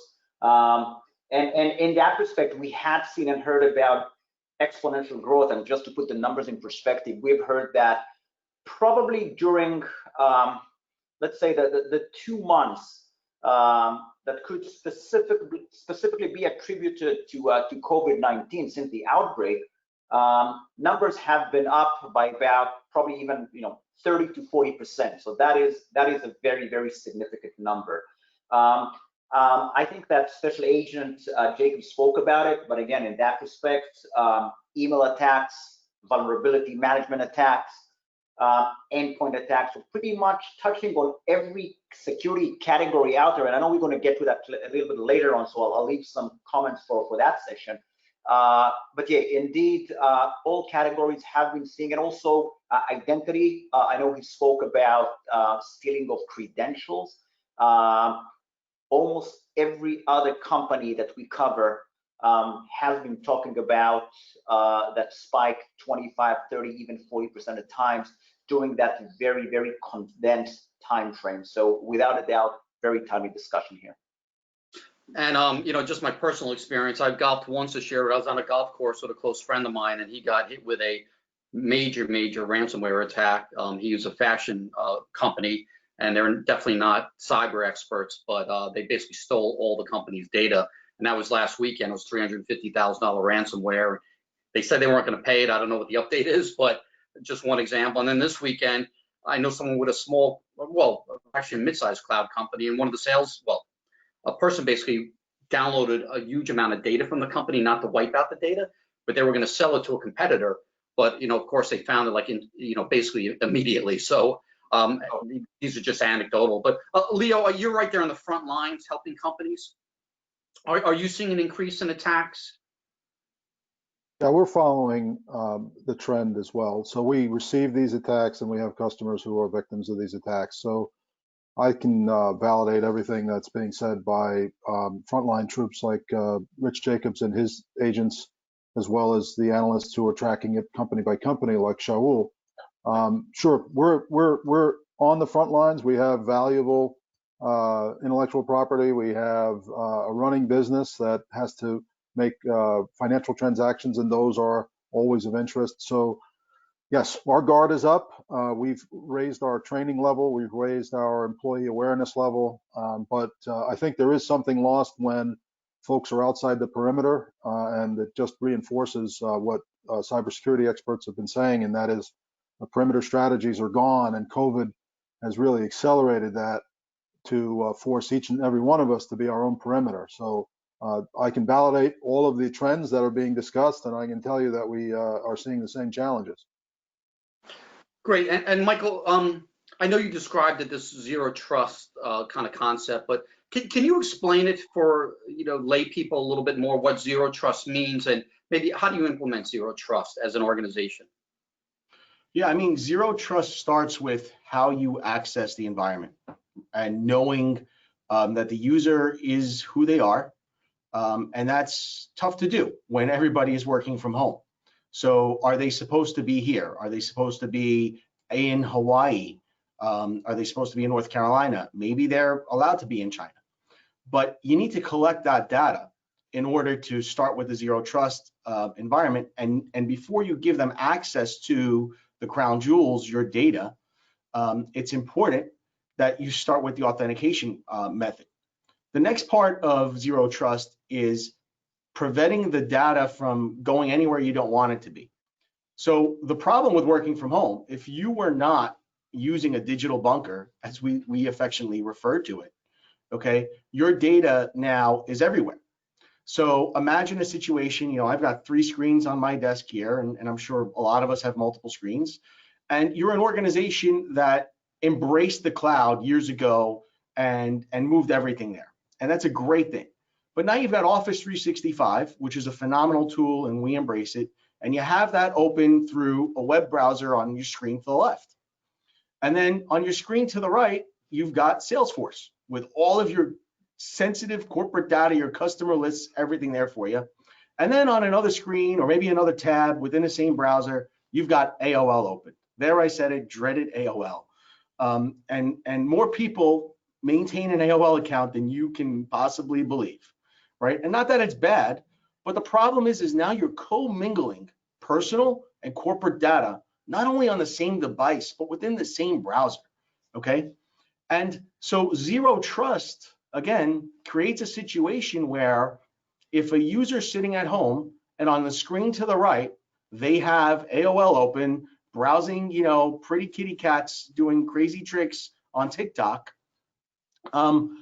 everything that they're accessing from their corporate environment is not actually coming to them at their physical device.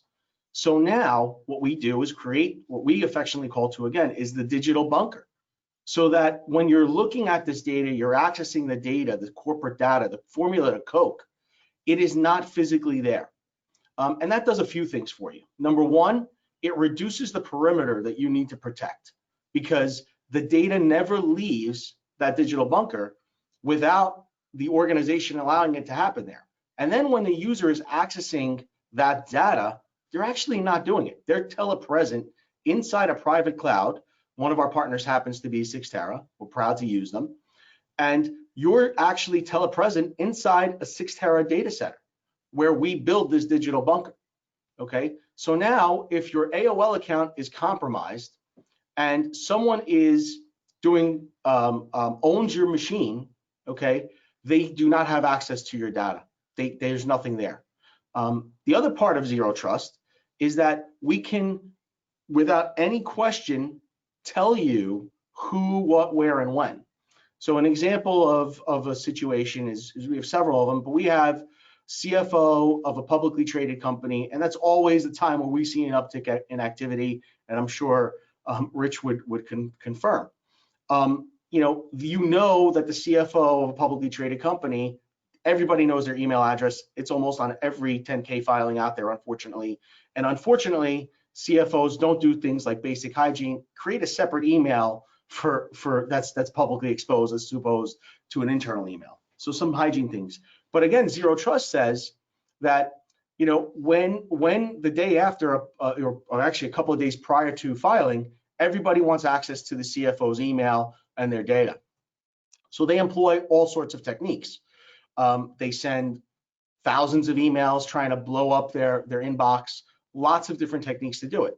What we can do, because the data never leaves this digital bunker that we built for the client, is we can give them positive affirmation that the data never left, because it's not everywhere, right? So again, without a Zero Trust environment, your data is everywhere. You know, so if you use consumer grade tools like file sharing utilities, and you give people access to those passwords, and you allow them to access it from anywhere, you're opening yourself up to a significant amount of exposure, in my opinion. And Michael, can you guys now with Digital Bunker sell a full suite of security products, or do you have partners for other security services? Yeah, so we incorporate lots of different technology behind our solution. So what we've done is we did not invent everything. We don't own our data centers. We go to Cyxtera, who provides an amazing data center product, and we build our infrastructure within their data center. And then we use other products such as Windows, VMware, and other technologies that we don't disclose publicly to do that. What we have done though is we have crossed the line of service provider and hosting, and I really believe that's the only way to do it, because if you don't control everything, if you don't have full visibility on the whole scope, you're going to create an opening for yourself somewhere. And will you sell this product separate from your virtual desktop product? Yeah, I mean, it's at the core of the digital bunker is the virtual desktop experience. Clients have the option to use us for mobile device management as well, but all of our clients, especially for a work from home scenario, you have to have the virtual desktop, which again is the core technology behind the digital bunker. So I'm assuming business is pretty strong right now for you. It is. We're happy, and we're also frustrated because we see clients who we've spoken with in the past who were, who didn't appreciate what we were offering, and now they're caught in a little bit of a jam, and we're of course trying to help everybody out as best we can. So just extended on this, Special Agent Jacobs and Leo, just wanted to ask you too. So Special Agent, what should companies be doing to really protect themselves at this point, in your opinion? Well, some of it goes back to the basics and some very simple things to remember. Multi-factor authentication, absolutely essential for every account you have. By not just using a password, you can prevent a lot of exploitation of systems. That's one. Having security mechanisms on every endpoint, antivirus solutions, firewalls, making sure that operating system updates are being done when they come in. Patching, I know it's difficult for large organizations. Making sure patching is up to date is critical. You know, as we've seen with WannaCry several years back, that attack happened in May. The patch was out for that in March. And if companies had implemented it 2 months earlier, many of them would not have been victimized. So patches are critical. Teaching your employees never to take action like send money, like send personal information, click on links based on an email unless you can verify the sender. Large majority of attacks, even those from nation states, are in the form of spear phishing attacks because they're easy and people fall for it. One last thing I'll say, because there's many security things you could do. One last thing I'll say is you have people working from home, and I mentioned school kids. One best practice you can implement today is if you are accessing your Wi-Fi, and so are your children, put them on a guest network. You can easily do that, and this way you're separating their activity from yours. It's an extra step that you can take to prevent and protect your corporate data while you're working from home. That's a great idea. I hadn't thought of the having the children use the guest network. Lito, what are you recommending to your clients? So, well, we have a number of technology solutions, and I think Rich pointed to the steps that the security professionals can take to improve security in an organization, and certainly going to a company like TetherView and relying on people like Mike to manage part of your stack so that you don't have to worry about patching and vulnerability for things like operating systems and some of the applications that Mike can provide. Those are great options for companies. I like to talk about security culture as well, because the individuals who make up your company are the best defense you have. If each of them has a security perspective, then that will improve your overall security. In 2014, I took a trip to Israel to see how the Israelis were doing such a good job of cybersecurity, and it's pretty much the same way they treat their counterterrorism approach, and that is every individual is responsible for every other individual. And so they have this collective sense of security there that is a result of the history that they have and the unfortunate circumstances of the region, but it's a far more effective approach than the passive security approach that a lot of US employees and professionals take. So we need to up our game as individuals, and part of my job as a CISO is to transmit that imperative to each and every one of the employees, because I can't be there when someone gets a phishing email, but if I can project the need for that person to exercise caution, then in effect, we're improving security across the board. So in addition to all the technology challenges that we have, and as our tools get more complex, the challenge of monitoring and patching becomes more complex. But one of the things that we can make a big improvement on, and I think perhaps maybe make the most in terms of bang for the buck, is to have the right approach, the right attitude, and to have a collective sense of security across the enterprise. And Leo, go ahead, sorry, we're gonna throw up a quick polling question. And just please continue. Just if you could, everyone, just respond to the poll. I think you'll find them, interesting as how we do this. So please continue, Tim. Sorry to interrupt.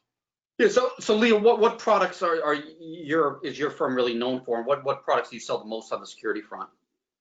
So we are a data center company. Our sister company is a cybersecurity company called AppGate. It's a software-defined perimeter. It's in the zero trust market. We have a slightly different definition for zero trust. It's more along the lines of the Cloud Security Alliance and NIST, where every connection is authenticated before it's allowed to make a connection. So our cybersecurity tools range from anti-fraud to remote user access controls. And we have also some professional services in there, like advanced penetration testing. So we bring those to market. We couple those with the infrastructure that we offer. So we are offering a secure infrastructure platform for companies like TetherView and other Fortune 100 companies in our portfolio. Great. Maybe just switching gears a little bit. Shaul, can you talk about where, I hate to kind of describe it as this, but what are the growth areas in security? Where are we seeing increased attacks, or, I guess, where are companies putting their R&D and capital dollars to use in the security market? Absolutely. So first and foremost, this is also a timely conversation as we are finishing, for the most part, a very, very intense reporting season, publicly traded companies reporting their first quarter results. And I can tell you that for the most part, most companies have been reporting absolutely strong results. Some of them kind of have been withdrawing guidance for the remainder of fiscal 20, but many others have been actually taking some guidance up, numbers up, given some of the benefits you're seeing from the work from home and the associated spending that come and incremental spending that come with that. So, you know, couple of categories that we are excited and those have to be obviously with identity. This is an example. Identity, almost every other company has been reporting very healthy results. That has to do with credential, with multi-factor authentication that some of the participants touched upon. I can tell you that later on in a couple of hours, right after market closes, Okta, which is one of the leaders within the arena, will be reporting results.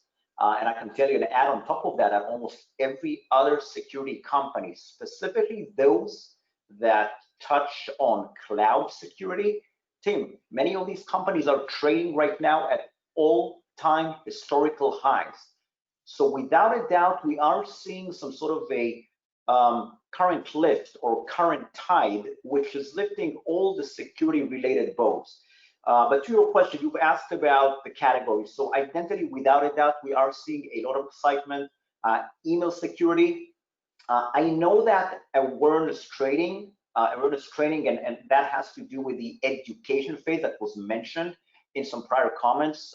We call it professionally awareness training.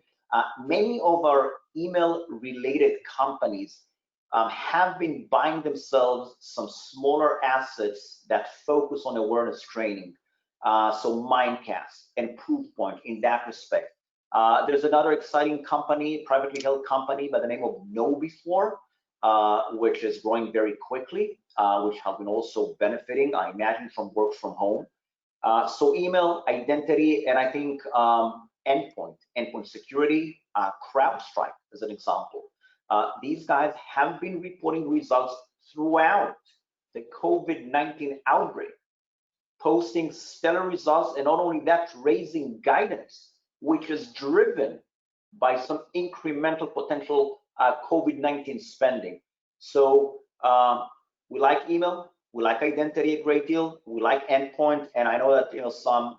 I think Special Agent Jacob's going to also mention that the infrastructure side, the firewalls, the VPNs. We are right now in the midst of a period, again, current tide, would be a near-term tide, maybe a mid-term tide, but for the most part, it is lifting all the security-related boats. So related to this, this is from Michael and Leo. Are we seeing security really migrate into the cloud? I mean, traditionally firewalls, I think people always thought as on-premise type security. Are we seeing it move to the cloud? And I was going to follow up with Special Agent Jacobs on, does this leave us more exposed or less exposed? And maybe we start with you, Michael. Yeah, I mean, all of our customers, technically speaking, security is 100% in the cloud because they're working from a private cloud or a digital bunker that we built for them. And again, what that allows us to do is minimize their footprint and control what goes in, what goes out, and create as close to a zero trust environment. So yes, I mean, the cloud migration for security is happening. Certainly, we don't have the only methodology out there, but the best way to do it is to make sure that you have some connectivity to the cloud so you can have immediate real-time reaction and essentially zero hour kind of reaction to new threats out there. And are you seeing something similar, Leo? Yeah, definitely. When you say cloud and security, it can mean a lot of things. To me, it means offloading workload to someone else. And usually that means sending part of your traffic to someone else's environment so they can inspect it and perhaps mitigate a risk for you and send it back to you in a safer form. That usually involves shared infrastructure, which is commonly referred to as cloud. But in terms of cloud security, meaning an AWS type of platform that has to be kept secure, we're seeing different challenges there because there are responsibilities that belong to the consumer and responsibilities that belong to the provider. And many times there's a gap between the understanding of who does what, and cyber criminals can get in between that. But you're absolutely right, and I agree with Shaul that the security market has received a tailwind from COVID. Companies have not reduced their spending on cybersecurity despite some of the fiscal challenges that COVID presents to them. And many of the choices are quote unquote cloud-based. You mentioned CrowdStrike, which has a great platform, Falcon, which routes some traffic into a cloud type environment and sends back alerts. It's a great product from a practitioner point of view because it's low lift. They do most of the work, which means I have lower headcount, I have lower infrastructure to manage, I have lower refresh and capital expenditure concerns to manage. And so that is the future. A company that doesn't have to invest a lot in capital expenditure and headcount is far more nimble than someone who is hiring people and putting racks of servers somewhere and managing all of that. No one sees that as the future. So the cloud benefits are very apparent in the security functions a company needs to be able to build, as well as in all of the other customer-facing functions that a company needs to build. I mean, my research on cloud suggests that only 20% of applications have actually moved to the cloud. So we still have a huge amount of on-prem security that's kind of, needed at this point. But, Shaul, is that true for, security? Is it, what percentage do you think of the security is migrated to the cloud now? Yeah, no, I'll tell you this. I would agree. Relatively very, very little. Tim, you mentioned, 20%. We're within this ballpark, say 15 to 25%. And also, we keep hearing that from every other company out there. I think COVID-19 actually caught many companies in the midst of their digital transformation journeys, which obviously involves and includes a shift to cloud-related environment, off-premise environment, and without a doubt, one which is likely to get accelerated and is being accelerated. I can take you a little bit by the timeline. We started a couple of years ago with the whole notion of CASB, Cloud Access Security Broker. And these are, in a way, the companies that try to come up with solutions or have come up with solutions in a way to mitigate that entire process from on-premise to off-premise. And we're still really at the early innings of that cycle. So yeah, we remain absolutely excited about kind of years to come. Maybe I gotta say specifically, in light of kind of near-term COVID-19 impact. Cloud also, when you look at it from the total cost of ownership, and I would imagine Michael and Leo, they have a lot to add in that respect. Enterprises, whether it's the CISO, Chief Information Security Officer, the CFO, as you constantly try to lower your cost, cloud without a doubt represents a great opportunity to go ahead and do that. So we have a combination of the still digital transformation and the shift to the cloud, and the fact that we're just at the early innings. So for an industry that currently is valued, and again, I'm talking collectively about cybersecurity spending, probably at about 100 billion, 90 to 95 billion, which is estimated to grow at about high single digit, 7, 8, maybe 9%. I think actually it's going to be the tailwind of that, or even expediting that to 9 to 10%, as we had seen in recent years. And those numbers coming off research from Gartner, IDC. And again, every little shift, every little percentage point, that's a big number. That's a very significant number, which kind of tells you that all the underlying trends, cloud including, are absolutely genuine. It's happening, and it is likely to even accelerate, given that we're just in the early innings. And this morning I was talking to someone with a private cloud company, and he had all his team of developers actually develop a router, and he said it was like, he thinks it can be 1/100th the cost of what a lot of telecom service providers are buying, globally. And I guess, Shaul, in that regard, I mean, is cloud-related security services and products cheaper than on-prem, do you think, or is it saving customers money? Absolutely. So I'll tell you this. Generally speaking, kind of trying to maybe put some numbers, kind of percentage point numbers. At times when you are shifting from an on-premise kind of racks related type of infrastructure into cloud, whether it's kind of Amazon, whether it's Office 365, whether it's Azure, some of the other solutions out there, I think sometimes costs could be cut as high as 35 to 50%. And those are big numbers for multinational corporations out there. Without a doubt, it does create a dent on the earnings. So yeah, definitely we are seeing that. I can tell you that, taking some examples, if, let's say, you can buy nowadays an appliance, let's say one of the firewalls providers out there that goes out with all the bells and whistles, and I'm talking about those kind of high-end appliances, 100 gigabyte and kind of higher than that. You can buy it 750,000. When it comes with everything else, all the, let's say, attached services, 1 million, even more than that.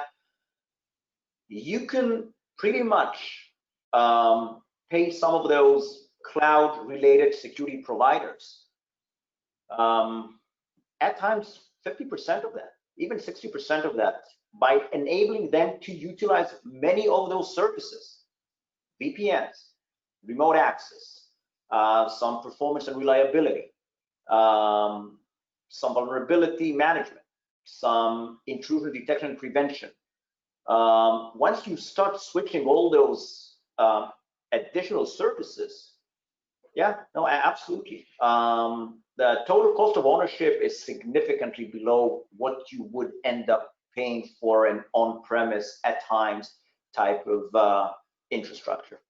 Well, we're going to circle back with Shell at the end of the day to kind of give us a lot more insight on how to make money in this market. But switching over to Special Agent Jacobs, I think you had a comment in your presentation that sometimes companies are a little bit more vulnerable going to cloud.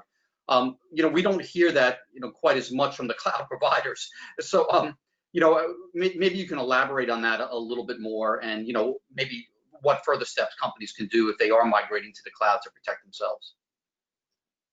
Well, as you've heard, I think there are some obvious benefits to the cloud, such as cost of ownership, efficiencies to be had. But I think if you focus on just the question of security, is cloud more secure than on-prem or wholly owned infrastructure? The question is, the answer is, it depends.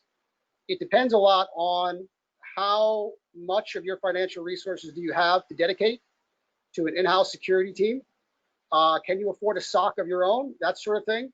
How experienced is that team in managing all that infrastructure and securing the environment?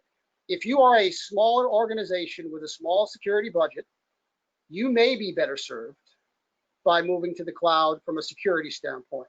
But a larger organization, perhaps not. Now, there may be other reasons to move to the cloud, but from a pure security standpoint, it really does depend. If you are going to take that step and move to the cloud, I think the point I was making with regard to the email attacks is you need to fully understand the security apparatus of that infrastructure, who is responsible for it, and if you're responsible for it, how do you implement it correctly so that you are equally, if not better, protected than you would have been had you had your own in-house infrastructure. Very good. And while I have you, Special Agent Jacobs, could you talk about maybe at a high level, where do you see the increase in security attacks coming from? Are these, more from the North Koreas of the world? Are they more from criminal organizations? Are they from young, high school kids that are bored? Where are you seeing the increases come from? The answer to that is yes. So what I mean by that is all of the above. We have attacks coming in from nation state actors. That's not a surprise. Targeting of COVID research information, targeting private company information, a lot of targeting of MSPs. So there is information that countries seek. That's not a surprise. Criminal actors, which is most of what I've been discussing, are very active right now. It is a great financial opportunity for them to exploit this pandemic, and they are trying to do just that. Many of the more sophisticated actors, both criminal and nation state, are not 17-year-old kids in their basement. Yes, we see some of that, but these are very well organized underground economies of players that work together, hire each other, and this is what they do for a living. So it really is a mix of actors, but they are, for the most part, very sophisticated adversaries that we are dealing with today. So my wife Saturday morning almost kind of succumbed to a phishing attack on her Apple account, looking for personal and private information, and it looked unbelievably legitimate, and it's very easy when you're tired or groggy and you just wake up, oh yeah, sure, let me kind of do this. But I guess related to that, who's winning the war here at this point? So I look at it as being similar to the war on drugs. It is a war that you can never say you've won. It is a war that you keep on fighting. And what I could say is we are making a tremendous amount of progress. We are apprehending criminals in countries you would never expect us to apprehend criminals in. So we are having an impact. That said, we take one criminal off the street, another one will pop up somewhere. And so what we need is a more coordinated effort, not just across the government, but with the private sector. We need lawmakers to take a look at laws that maybe need to be put in place to help our efforts, to make us more nimble, more efficient, more effective. But at the end of the day, we working with the private sector are putting up a good fight. But that said, nobody has won or lost the war just yet. If I could just add one kind of little thing, kind of building a little bit on kind of Special Agent Jacobs' comments. Probably one other dimension to add and kind of keep in mind also is what we have been seeing over the course of the past few years in terms of the growth in compliance and regulation, slightly more from the enterprise perspective, but I would even say, governments as well. There are definitely some acts. I know the GDPR has been talked about over the course of the past few years. We are beginning to talk more and see more domestically with respect to like California Consumer Protection Act, CCPA. It is becoming pretty much every state is beginning to enact its own internal cybersecurity legislative framework. So I think that's also something to add and kind of keep in mind that could expedite cybersecurity adoption and best practices. Sure. So last question for the panel before we open it up to the audience. Oh, this is actually specific for you, Michael and Leo. Michael, are there any public companies that you think investors should take a look at that are providing security products that you think are doing a good job and that you like? And maybe the same thing for you, Leo. Well, certainly non-public company, TetherView is a great company you should look at. But from an investment perspective, I think organizations like Akamai, who we'll have coming up here, are providing a service to help extend the perimeter of an organization's walls, and organizations that are tying in email security, I think should be looked at.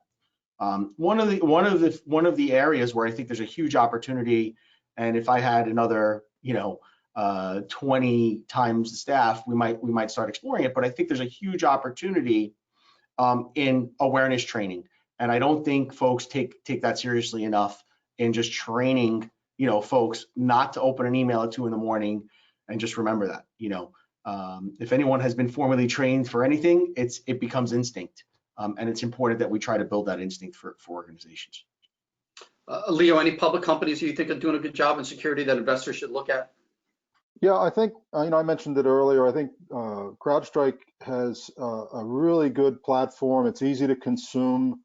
They have modularized some of the tools that they offer so that a consumption model can evolve over time.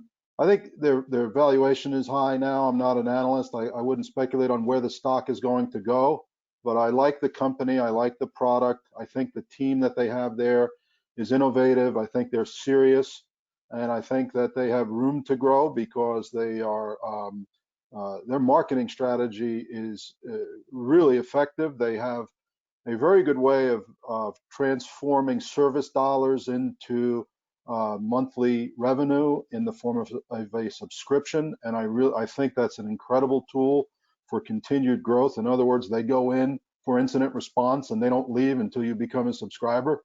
So I think that's a really effective way to build business.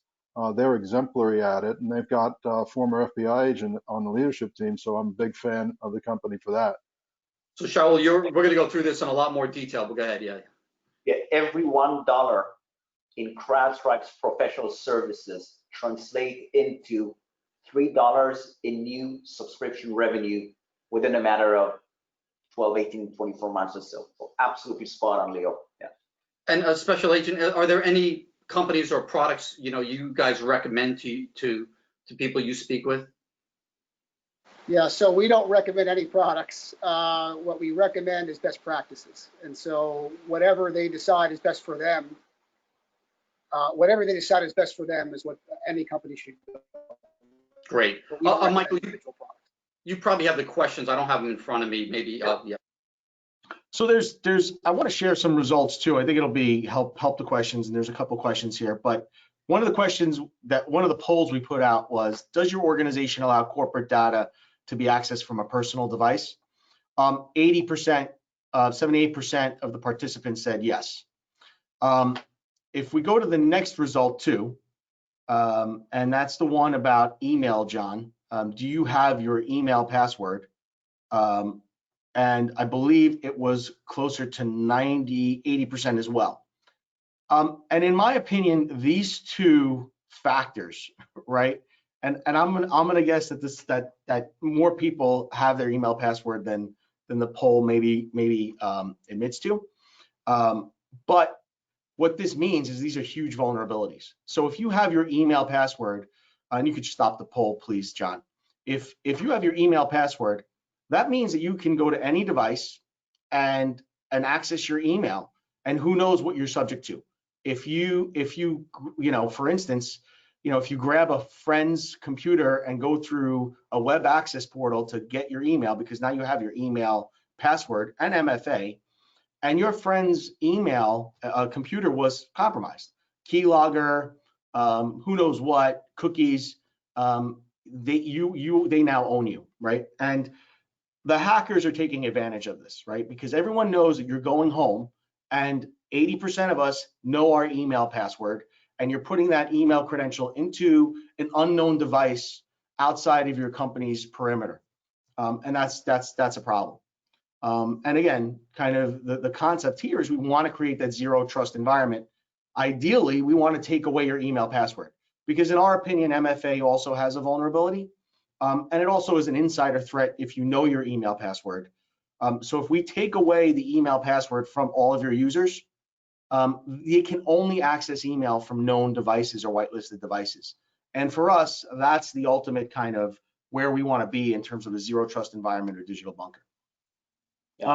So question for Agent Jacobs. It's a question around the information sharing programs, and the question comes from Ed.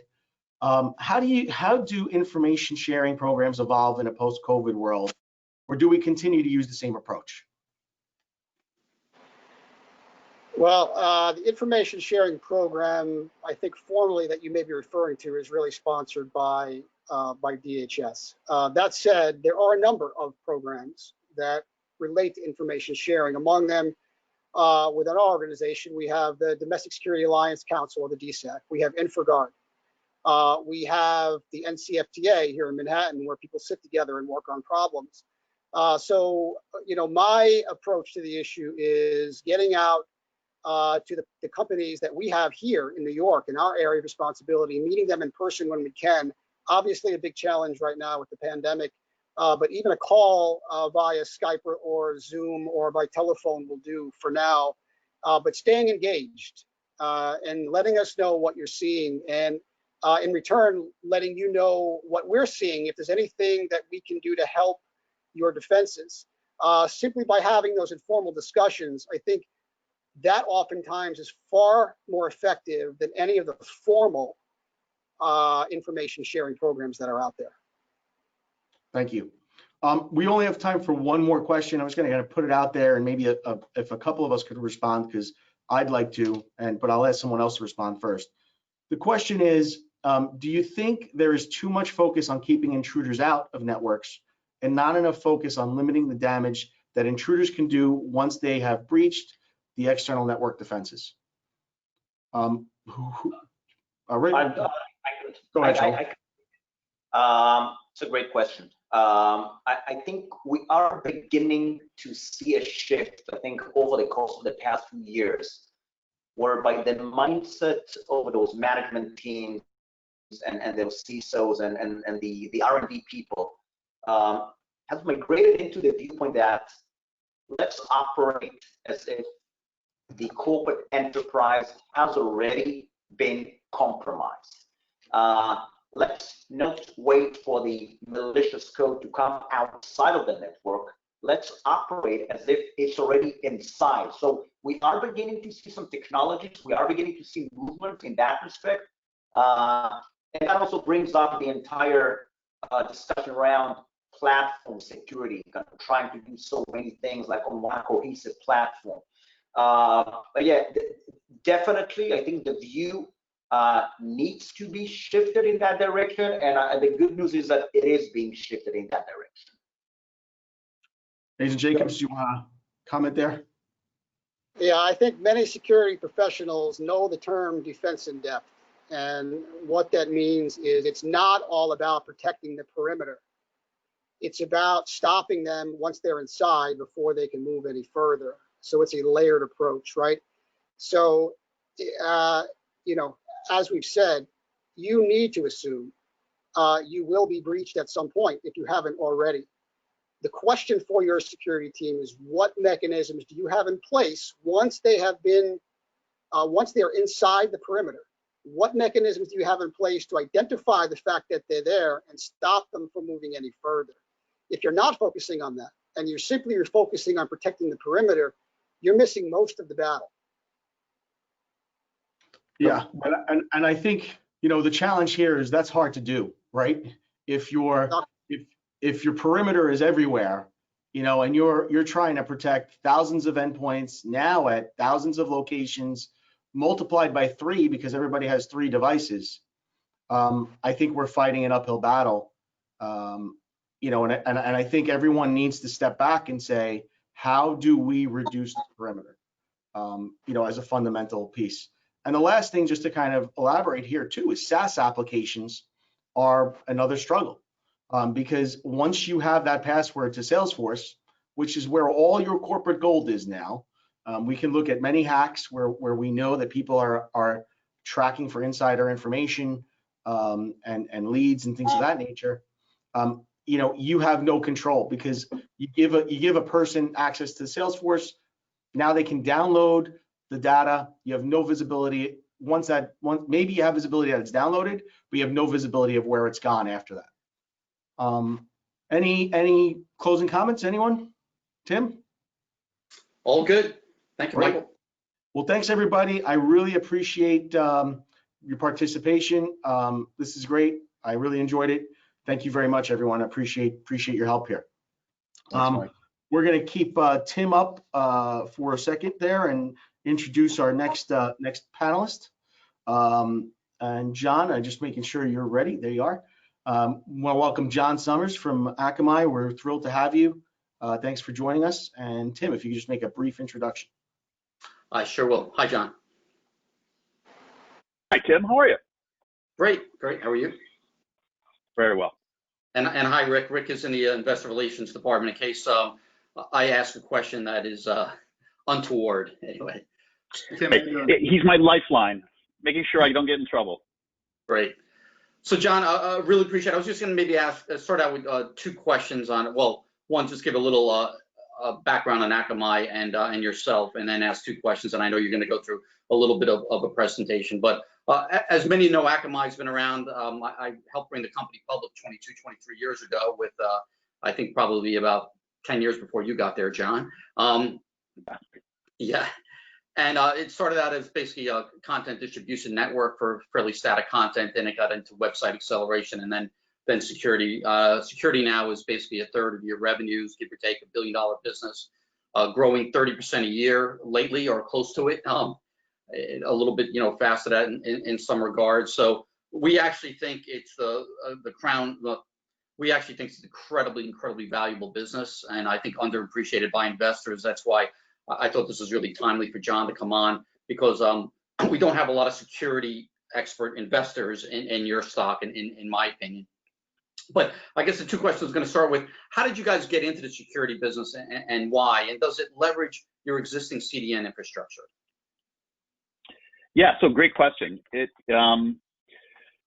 A little bit of personal background at the same time as I answer your question. I joined Akamai in 2007, and one of the most attractive things about joining Akamai was just this amazing overlay infrastructure on the World Wide Web. And my background prior to joining Akamai was in running managed security services, one for a large ISP up here in the New England area, and one for a large systems integrator, Unisys. So security was in my blood since, the 1998, 1999 timeframe. So we, as you said, were a CDN primarily at that point, had some security capabilities. Security by design has been really one of the founding principles for the way the team built out the platform, the key management infrastructure, the security of the infrastructure. When you're deploying hundreds of thousands of servers where that, network port, on the other side of that network port is the raw internet, you better design it with security in mind from the very beginning. And so that was all there. The security as a service offering, we didn't start until about 2010. And really the motivation for it was, in my security background, I was like, man, what a great place in which to intercept application layer attacks against our infrastructure, our customers' infrastructure. And if you think about the state of application security today, think about what it was 10 years ago in 2009 when we founded the patent on our web application firewall, in 2010 when we launched. It just seemed like a no-brainer to be in the middle of that application path and be able to intercept application layer attacks before they got actually to the application that our customers were running. So that was the motivation. And it was the kind of a thing once we took it to our customers, they were all running various kinds of security controls on their premise. The thought of offloading that out to the Akamai Edge in the same way we were offloading content delivery struck a chord and has led to just very rapid growth over the last decade, as you said, to the place where we're at a run rate now of for $1 billion business. And how much do you leverage your existing CDN infrastructure for your security products? And I guess those give you an advantage. Yeah, no, absolutely. In coming into Akamai and building out the security portfolio, I would call myself the luckiest product manager in the company, because here was this amazing platform, hundreds of thousands of servers scattered all around the edges of the internet. So it gave us an ability to block the attacks, one network hop away from where the bad guys were. And when you think about most of what the traffic is that runs over that platform, it's our media business. So that's, passing video on demand, lots of traffic flowing through the platform, which is a very bandwidth intensive, sort of network port intensive kind of a service, but there's not a lot of CPU usage that you have to do. Whereas in web application firewall, the traffic is flowing through us already. So I'm not adding additional network for the applications. And I'm able to consume the CPUs that is already there in the platform to do the pattern inspection, looking for the bad stuff, and helping mitigate the attacks. So there was real commonality for me to be able to use what was essentially excess capacity at the time, and we while leveraging the broad footprint and reach of the platform. Does that make sense, Tim? Yeah, and I know you use the word pattern recognition. I think you guys have more visibility on what's going on the internet than anybody out there. Does that knowledge help what you're doing? Right, great question. So one of the real key things that we do is because it's really due to our customers, right? We have just some of the most amazing digital businesses on the planet as our customers, both in the media space, but also financial services, in e-commerce, hotel and travel. And those businesses, anybody who's really making a lot of money on the World Wide Web, they're our customers. And so, of course, those are the businesses where all of the money is, where the identities are, where the information is that wants to be stolen. So they are very highly attacked. And that broad visibility of the attacks we're seeing across all of our 7,000 customers is absolutely an advantage. It means if a new attack comes out, one of our customers gets hit with it, we're able to, if we don't defend it immediately, we're able to learn from that, put in place a prevention measure, a protection measure, and then deploy that for all of our customers. And so it gives us an awareness, a situational awareness of emerging attacks that is truly unique. And also, we log all of the security events that we see into a large, we call it cloud security intelligence, a large data store that helps us learn from the patterns that we see, learn new patterns of attack, improve the rule sets that we have in place for protection by applying machine learning to the patterns that we see, and then come up with new attack prevention techniques, new prevention measures, and ultimately new services based upon the richness of the data that we see. And I've heard from many AI experts that every tenfold increase in the amount of data that you have doubles the productivity of your learning models. And I would assume you guys have more data than anyone by far of these attacks from a network perspective. Yeah, I think the current storage is in the 9 petabyte range of data, and you should think about that as mostly sort of the last 45 days worth of data. We're dumping into that data, 25, 30 terabytes a day, sorts of things. So it's a large set of data for us to look for interesting patterns and to learn to apply machine learning to. Yes, absolutely, Tim. And I've asked everybody this: how has COVID-19 changed what you're seeing out there with security? Yeah. So I've actually got some slides in the presentation. Great. I'm going to walk through. So I think it's probably better for me to answer it in that context where I can show some pictures. Perfect. And if you just give us a cue for next slide, John, when you want to move forward. Sorry for the informal technology there. Perfect. That's totally perfect. So why don't I go do that? I'll walk through the slide deck, because what I wanted to try and do for the audience was sort of link back to some of the earlier conversations around COVID-19 impacts. So if we can go to the next slide, I thought I'd start with sort of a summary of the current state of the platform. Tim, you and I talked about it. It's currently about 285,000 servers.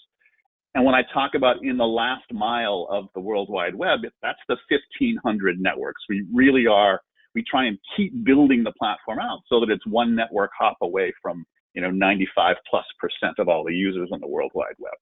That allows us, from our CDN heritage, to be able to deliver content really fast. But from a defense perspective, it allows us to block those attacks in those servers one network hop away from the bad guys. And so you see the ubiquity of the platform around the globe, huge amounts of traffic. And as I said in the little blurb about trusted by the world's leading brands, it's that richness of our customers for whom we are doing the application defenses on the platform that is the richness of the intelligence we're able to drive, which we then fold right back into those protection mechanisms. And it sets up a sort of what I like to think of as a virtual spiral of continuous improvement for the platform. Next slide, please, Michael. So here's what we saw during the beginning of COVID. You see along the horizontal line here, weeks extending from the end of December all the way through into the March timeframe. And in that February, March timeframe was when some of those early countries, China, Korea, Japan, and then Italy, really came up in terms of the amount of the impact of COVID, people sheltering at home. And of course, sheltering at home means much more time online, whether it's online shopping, whether it's online remote schooling, online remote work, or just staying home and watching, video on demand. So what you see here in the first part is those 4 countries, as a share of overall growth we saw on the platform, was continually rising. It sort of is in a fairly steady state up until early February, and then just begins to jump up as those countries were then locking down, and so we see big growth. If you'll click again, please, Michael. What we then see is the rest of the world starts getting impacted with COVID, and so the rest of the world then catches up, and the percentage for those 4 countries goes back down as the rest of the world locks up. Next slide, please, Michael. So what that means really for overall growth in terms of traffic that we saw, and while the slide says last month, it's really talking about the February-March timeframes, about a 30% increase as the whole, all of the major developed economies went into lockdown mode, doing all of those things that we just talked about. Next slide, please, Michael. In fact, it wasn't just the average traffic that grew, the peak traffic also grew. And so you see from March 2019 to March 2020, just like a doubling of peak traffic we saw on the platform. And so one impact of this was just from a pure traffic perspective, lots more activity, lots more attacks to look for in that traffic pattern. Next slide, please. This is a different take on the growth. So this is from, what you just saw was sort of the core CDN platform, largely media-driven sorts of growth. This is from our prolexic DDoS service.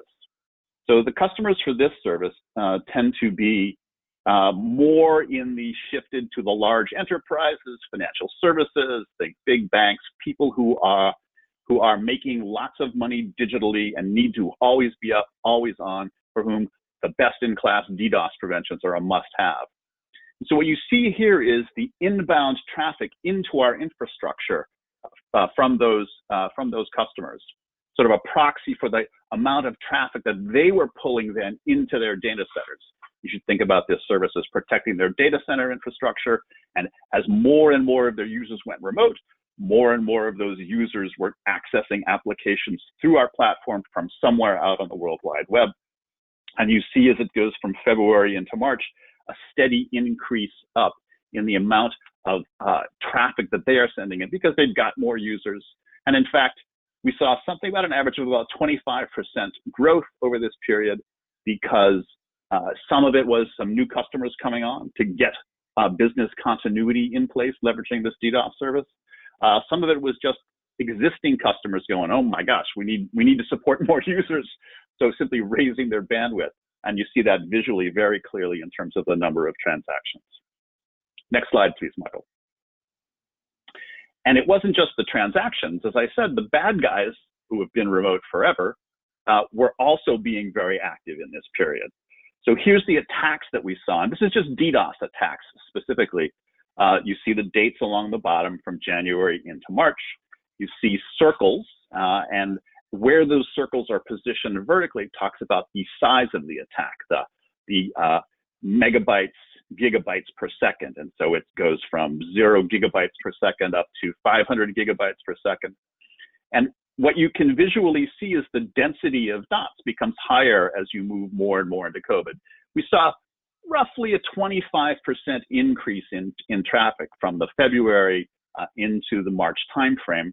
And while DDoS attacks today, over the last year, have tended to be sort of smaller and shorter in duration, we have seen some very large attacks, as you see. The colors here indicate vertical, and so the orange-yellow is the gaming industry. We all know that gaming has grown during COVID. What a lot of our kids are doing while they're not in school and staying home. And so as a result as well, the gaming industry has come on. You see these under attack. And so the two orange dots there are gaming customers. One is a 402 gigabit per second attack. And here's what's wacky about that one. The duration of that attack was about 2.5 to 3 minutes. It was very precisely set up, turned on, went from 0 up to 400 gigs within a minute. We were successful in mitigating it immediately. They were having no impact on the gaming site. And then they were like, all right, let's give up. And it tailed back down very, very quickly. So this gives you a sense for the increase in attacks that we were seeing during COVID, specifically on our DDoS platform, but we saw similar increases in attacks in our application security platform. Next slide, please. So to give you a sense of what the whole sort of service portfolio looks like, what I was specifically referring to on that last slide is our Prolexic service, which you see highlighted here in the third line from the top, the DDoS mitigation services. We've got services for network layer DDoS mitigation. We've got DNS layer network mitigation for DNS-based attacks. We've got a service we call Kona Site Defender, which is our web application firewall. So it covers application security. It also does DDoS mitigation at the application layer and can be used in conjunction with our enterprise security products to provide protection for applications that are actually hidden behind the firewall, leveraging our enterprise application access and enterprise threat protector services. You see a suite of products in the application security line, including not just web application firewall, but API gateway and our bot mitigation. Bots have been a huge problem for our customers. And then two new services on the top line, Identity Cloud for customer identity and access management, and our newest release, Page Integrity, which is a new service that we just launched in April. So it gives you a sense for sort of what we've seen, impacts from COVID, and a sense for the portfolio of services that we use to derive all of that intelligence that we talked about, Tim. This is a great slide. And John, maybe Rick won't let you comment on this, but can you kind of talk about the top 2 or 3 products you have here in terms, not to give the exact revenues, but you know, which do you sell? Yeah. So sure. So the biggest products in the portfolio are our Kona Site Defender. That is sort of the product which is used to provide application security, as I said, both web application firewall functionality, DDoS mitigation at the application layer.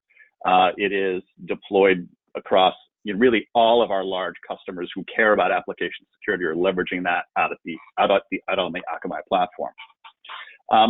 The Prolexic service is a network layer service, and it's often used by customers in conjunction with the Kona product. So they do for their sites at the application layer, they put Kona in front.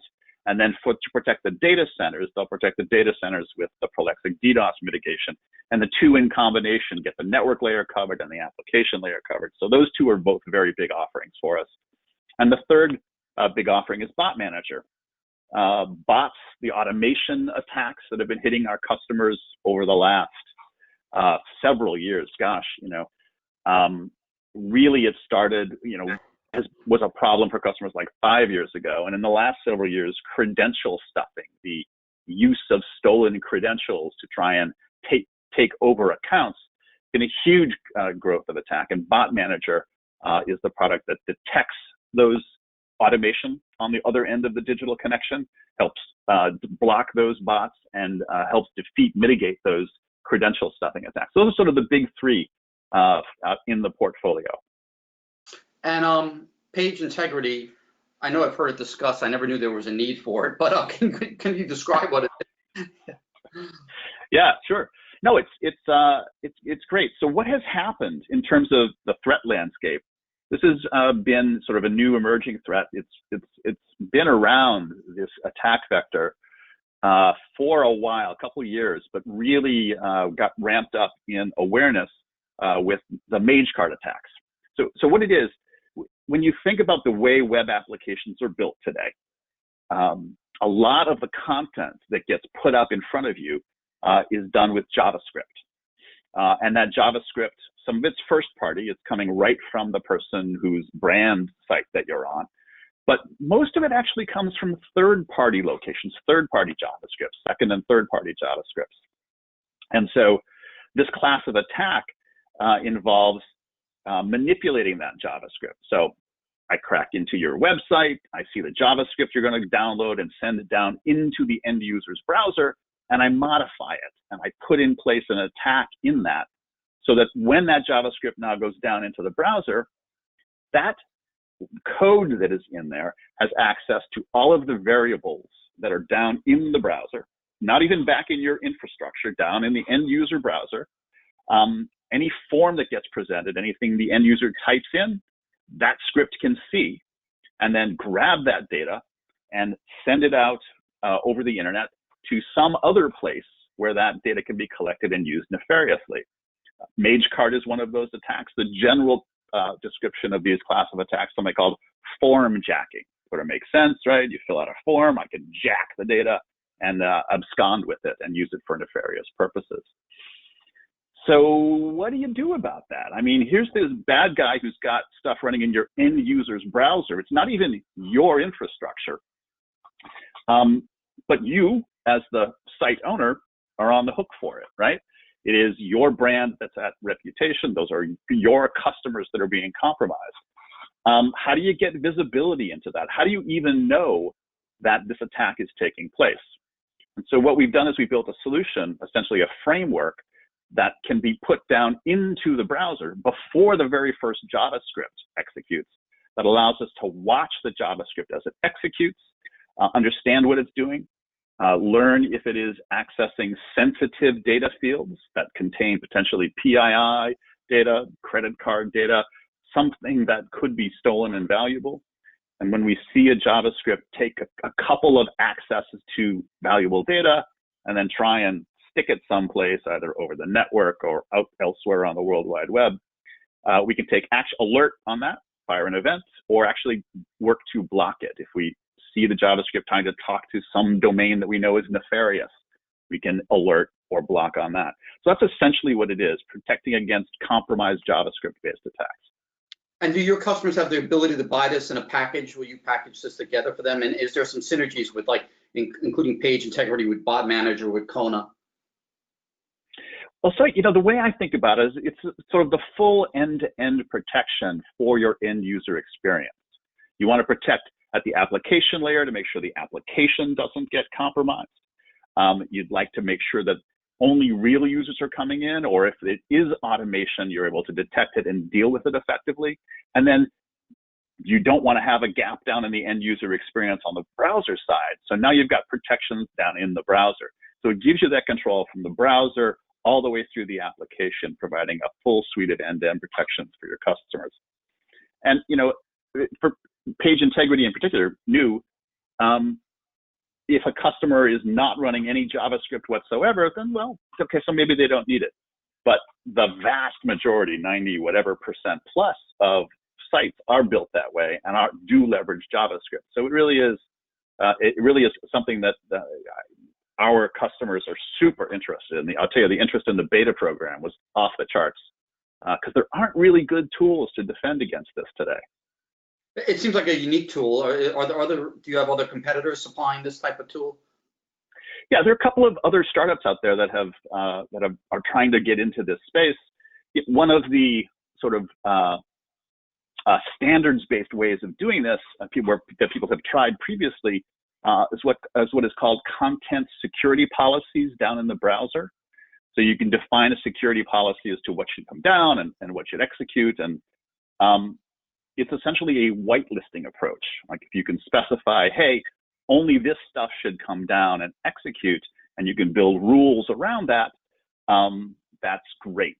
But my experience in talking to our customers is most people really aren't sure all of the different kinds of JavaScript that actually execute down in the browser. When we do our demonstration and run a test for them on their website, and we show them all of the JavaScript that's executing and where it's all coming from, the general reaction is, oh my God, what's all that stuff doing down in my end user's browser?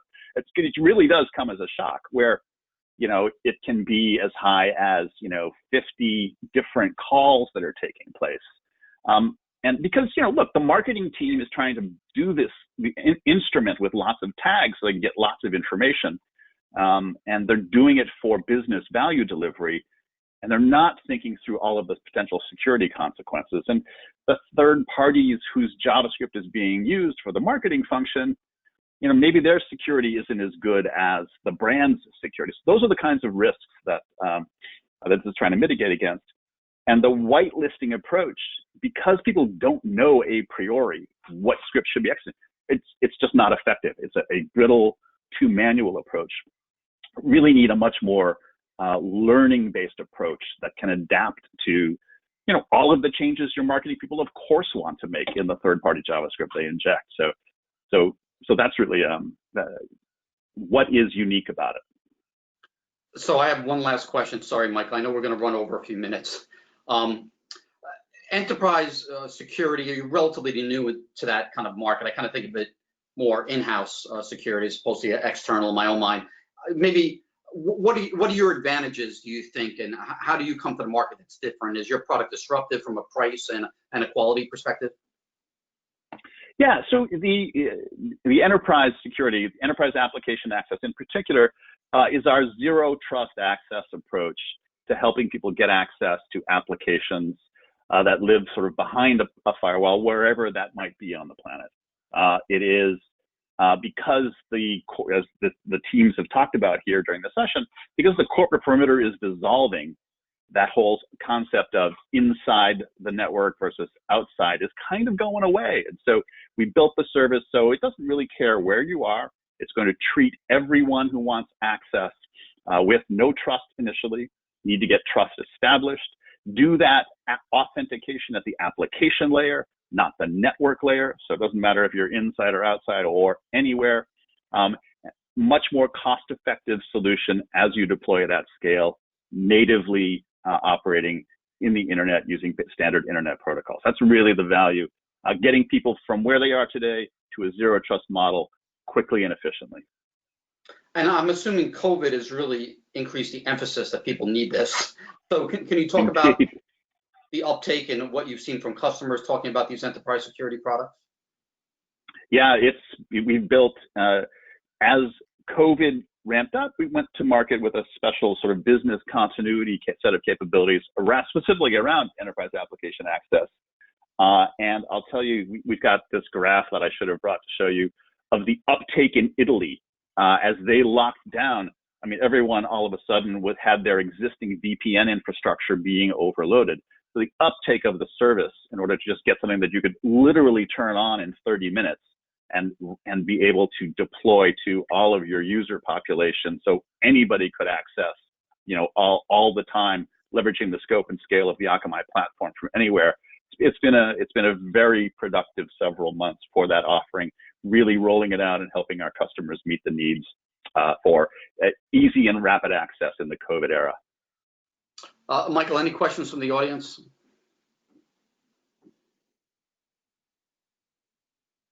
Sorry, we do not have any. I'll give them a second here, but none right now. Well, I'm going to ask Shaul to ask John a question because Shaul is our security expert. Shaul, anything for John? Sure. Hey, John. Hey, Rick. Thank you for joining us. Great presentation. We have seen. Let me put it this way. Akamai coming slightly more from the CDN arena, and over the course of the past few years, you guys have done a phenomenal work as you're shifting more into security, as Tim indicated, 30% of current revenue.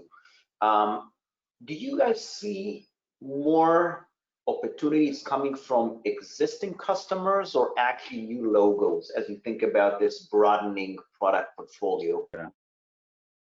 Yeah, Shaul, it's a great question. Clearly, in the early days of the growth of our security business, the majority of the business was coming from existing customers. That's who we approached and offered it to.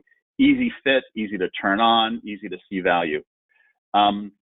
As the product has developed over the years, and as we launched more and more new services, we in fact were, instead of leading with our CDN services, wound up leading with our security services. And there was one of the things that started to draw in more and more financial services customers to the platform. So over time, security has absolutely helped us draw in new customers to the platform. I remember one of our very first security-only customers was in the healthcare space, and we wanted to sell them, our security services and everything else. I'm like, no, only want security. That's what you guys do uniquely well for me, and that was kind of a surprise for us, right? And but we do see a lot of that, and it has really helped us branch out and grow into different verticals because of the competency in security. It's a great question. Got it. And do you see, kind of, you hinted on that a little bit. Are you guys also thinking on security more from a cohesive end-to-end platform, or rather slightly more of a point solution as you go to your customer? Yeah, so we really think about the power of the platform, and we try and focus on things that the platform can deliver uniquely and in a differentiated manner for our customers. So the web application firewall is an obvious example of that. Bot Manager, an obvious example, where our cross-customer visibility can give us better intelligence to solve the problem more uniquely. That's where we want to focus. So yes, we want to cover the complete end-to-end part of it, but we don't want to just put security functionality in unless we believe it leverages the platform and we can provide a difference and an improvement in the capability that is unique to Akamai. And did you find, as you've been kind of migrating more towards security, did that require Akamai's sales and marketing teams to readjust, or did you bring in some new salespeople that are slightly better or slightly more accustomed to going after the security guy, after the CISO level personnel? Right. Yeah, absolutely. We had to get people who were strongly competent in security into the organization. Now, one of the wonderful things was we had people that knew applications extremely well, and a whole subset of them had a passion for security. So we wound up having a bunch of organic talent we could leverage already in, but we brought into the business a lot of security people. As we built out our security operations centers, we hired a bunch of security experts. We acquired Prolexic and brought in a bunch of security expertise. And several of the startups we've bought along the way also helped bring that in. But both from a marketing function as well as a product and engineering function, we have been growing the security talent across the business for years now. John, now we're continuing to hire too. In the interest of time, we're going to move on. I could talk to John for another hour, and Rick, thanks so much for your time, guys. At this point, we're going to switch over to Shaul for another 10 minutes wrap up. Thank you. Thank you very much. Thank you, Tim. Thanks, guys. Thank you. Thanks, Shaul.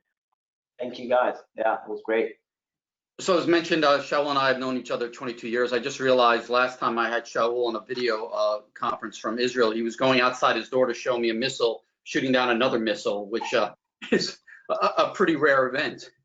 And then I think, yeah, we obviously talk all the time, but that was the last time we were videotaping, and it was a successful missile-to-missile shoot down from what I recall. Well, great, Shaul. So as I mentioned, Shaul is by far our security expert, and I kind of wanted him to start out just kind of the overall, and I know you touched on this, the overall size of the market, and maybe some of the different security buckets. You know, where is that 100 billion I think you mentioned, and you know which bucket, yeah, the relative size of the buckets, and then we'll get into kind of a couple of your favorite stock picks and why. Absolutely. So, quickly recapping from prior sessions, we look at security right now, the overall opportunity, an aggregated opportunity of about 90 to 100 billion, growing probably at around a high single digit. I can tell you that over the course of the past, probably, I would say 3, 4, even 5 years, we have seen the market on a standalone basis growing probably annually at about anywhere 8 to 10%. I would imagine that probably within the next actually few weeks, maybe months now, we're going to be getting the updated numbers for 2019 that are being run and digested and analyzed by the IDCs, by the Gartners.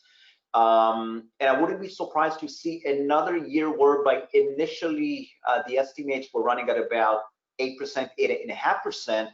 And we're going to end it up at maybe at around 9.5%. And that, by the way, what has happened in prior years. So without a doubt, some acceleration, even I would say notable acceleration taking place within the overall cybersecurity market environment. Now, the way we look at it, or pretty much the framework to think about the overall market, because it is being comprised of a number of categories, pretty much the way to look at it is, we look at it slightly more from the firewall, maybe slightly more from the infrastructure perspective.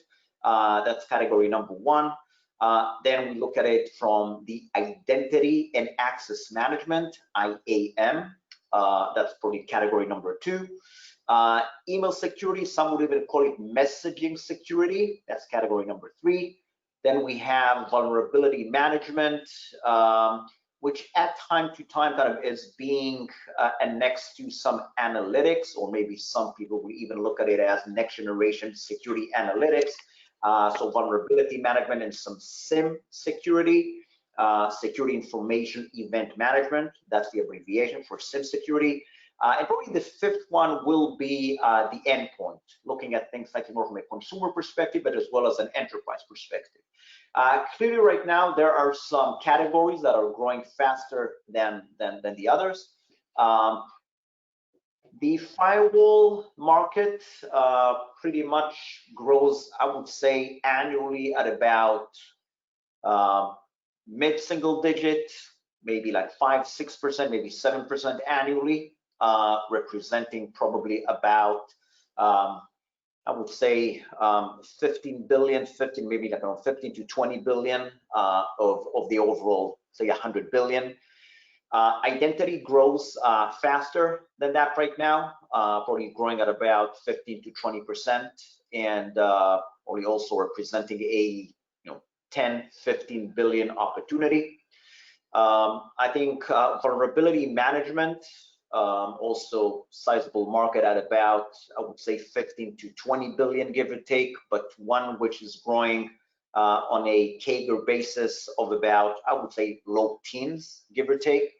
The email arena, email and messaging, probably that would add another 15 billion, give or take, 15-20 billion, give or take. That right now grows probably a little faster. I would say in the mid to high teens, give or take. We don't have too many publicly traded entities. It is a market which is led right now mostly by still the Symantec's, some of the legacy provider of email security, but they have been displaced gradually by some of the newcomers such as Proofpoint and Mimecast. And then we pretty much close the market with the endpoint guys. And we are seeing a lot of shift within the endpoint market. I know Leo mentioned before CrowdStrike. That's a great name that we like a great deal. I will start and say that cloud security companies that bring to the market a cloud-native platform with SaaS-driven business model, security as a service business model, those companies have been growing very, very quickly.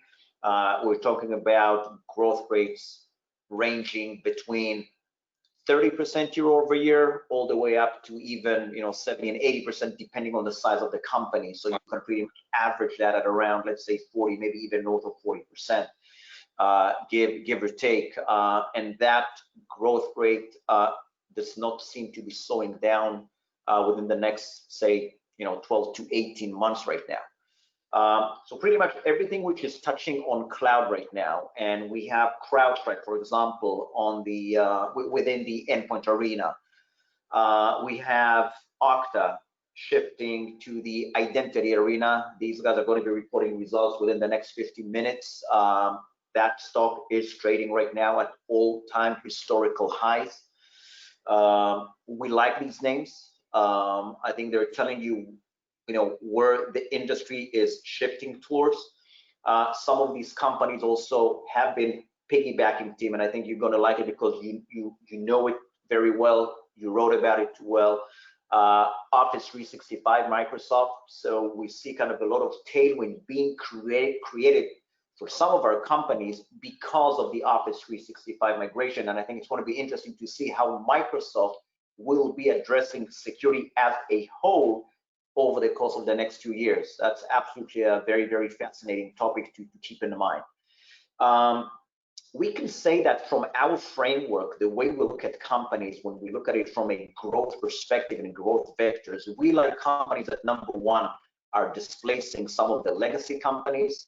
Number two, benefiting from many of those greenfield opportunities. And I know we touched on many of those greenfields throughout the past sessions right now, whether it's compliance regulation, whether it's the shift to the cloud, all these things represent great tailwinds. And in addition, we like, just, shift to the cloud and piggybacking on Office 365. So those remain very, very visible drivers for the next several years to keep in mind and to track. Great, Shaul. So your top two stocks, do you think, in the security sector? Some of the names that names that we haven't covered, actually, we haven't touched on yet, is actually Cloudflare. It's a recent IPO from late last year. And they're providing, or their mission statement is pretty much, we want to create a better internet, and by better internet, a more reliable, better performance, better throughput, and obviously a more secure type of internet. They do it through a 100% cloud native platform SaaS business model. Companies growing at about high 30s, 40% year over year, still in the red, but we think that within a matter of 18 to 24 months, we will start to see some profitability levels. Yeah, so one of our preferred names right now. Great. Well, Shaul, thanks a lot. Michael, you want to wrap up maybe with your, the key findings for today for you would be, I think helpful. And thanks, Michael, for giving us the opportunity to help you today.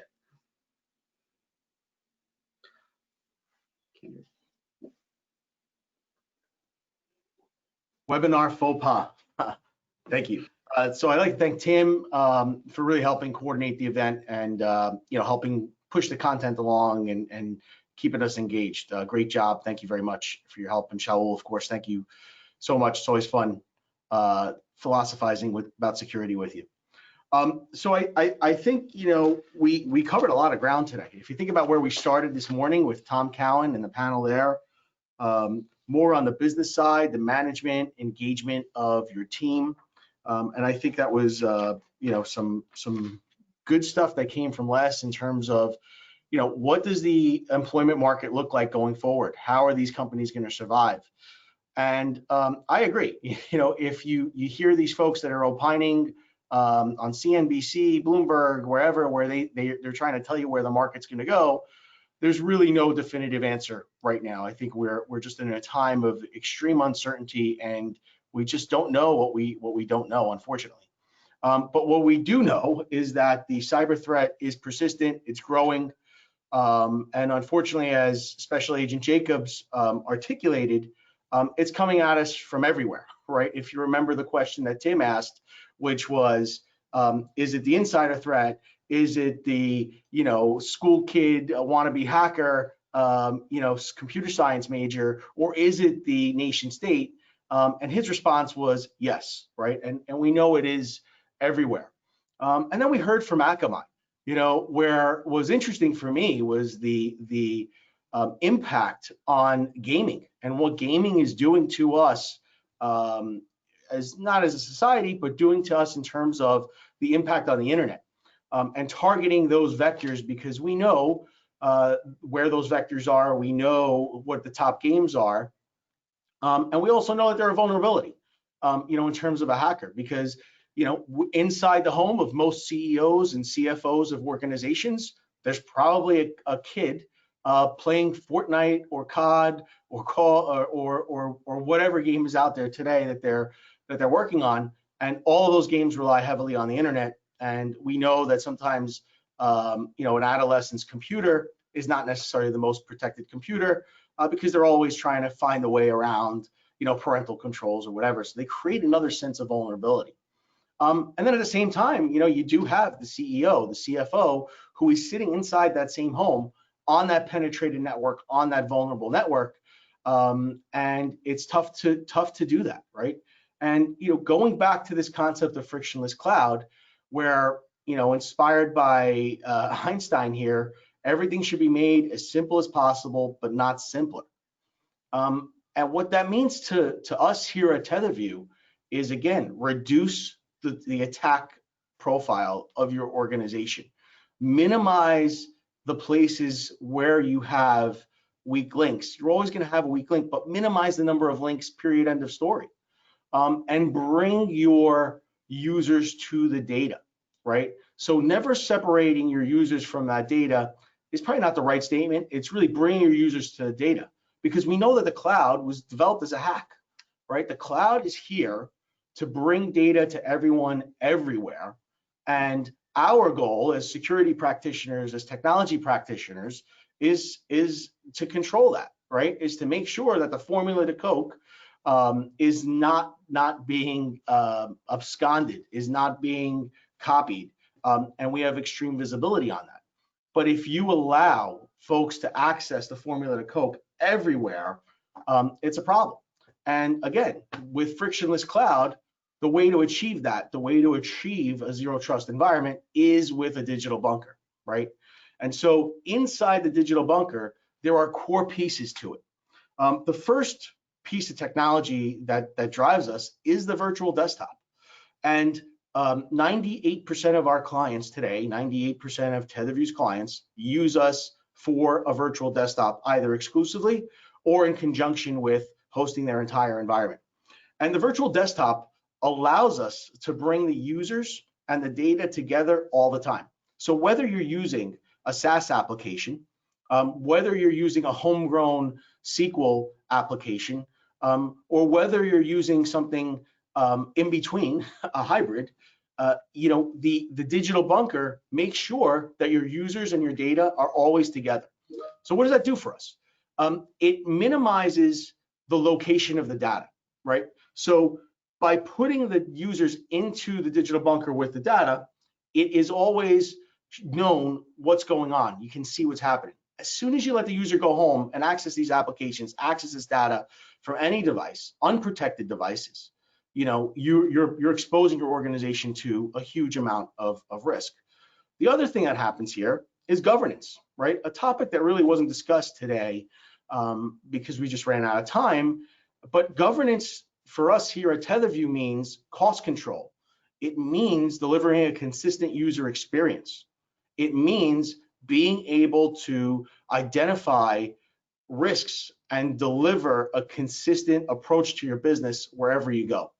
So it's important that by using a digital bunker, you tell us as your provider what you need, and we can do it. So built into our solution, because we don't think there's any other way to do this.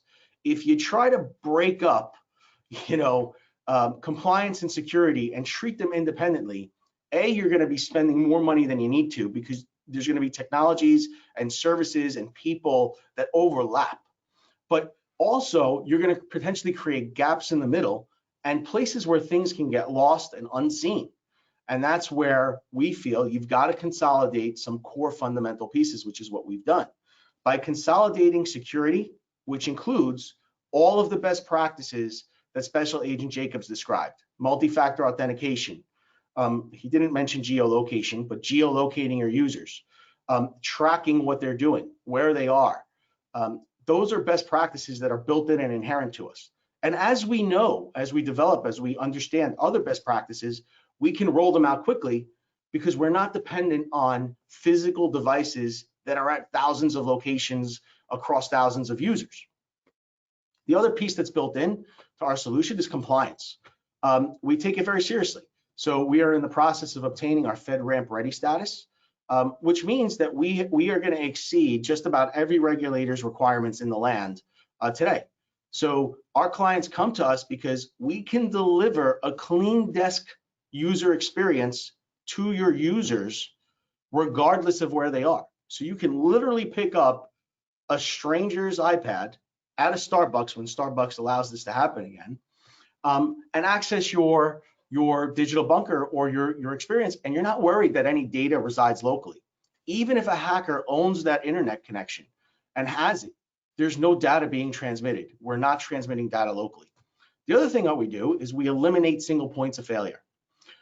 Depending on specific internet providers, depending on VPNs, depending on firewalls, as we see here today, those were huge, huge obstacles to get the workforce back to work at home. And so organizations scrambled and went out and bought tens of millions of licenses to VPNs. VPN technology has been around for decades. It is old technology that everybody understands how it works. We all know the weaknesses. And one of the biggest concerns is it's got bandwidth and throttle issues. The other problem is that it's a secret handshake into your organization. So as you allow a user to access a VPN from an untrusted device at home, you are now giving, the other person on the network who you don't know, could be anybody, you really just don't know who's on that other home network, access to your corporate infrastructure. So again, we really need to think about, what are we doing? Is it worth the risk as we do that? Other parts of TetherView that are inherent to us is mobility. So again, you can access the environment any place, anywhere, anytime. And as hard as we try, our goal is to create a zero trust environment as much as possible with the use of a digital bunker. By taking away as many passwords from the user as possible, we are going to eliminate vectors for which you are creating vulnerabilities. We're also going to provide an organization with a huge amount of control as to who accesses what, where, and when. And finally, there's only one way in and one way out. And that's really the heart of this. So the digital bunker is driven by this concept of frictionless cloud. And our goal is to minimize your IT footprint. So I'd like to thank all of our speakers. Really special thanks to the FBI and their service during these times. These are challenging times for them. It's challenging times for everybody. And they're working double hard today to keep us safe and stay ahead of the threats that are growing and evolving. Really special thanks to Tom Cowan and Columbia University's Center for Technology Management, an amazing program. If you're not familiar with it, I encourage you to check it out. And contact Tom, contact Art's office, contact me. It's a great program that's helping organizations really create mature executives into their technology teams. Special thanks to Oppenheimer, Tim, Shaul, always fun talking with you guys.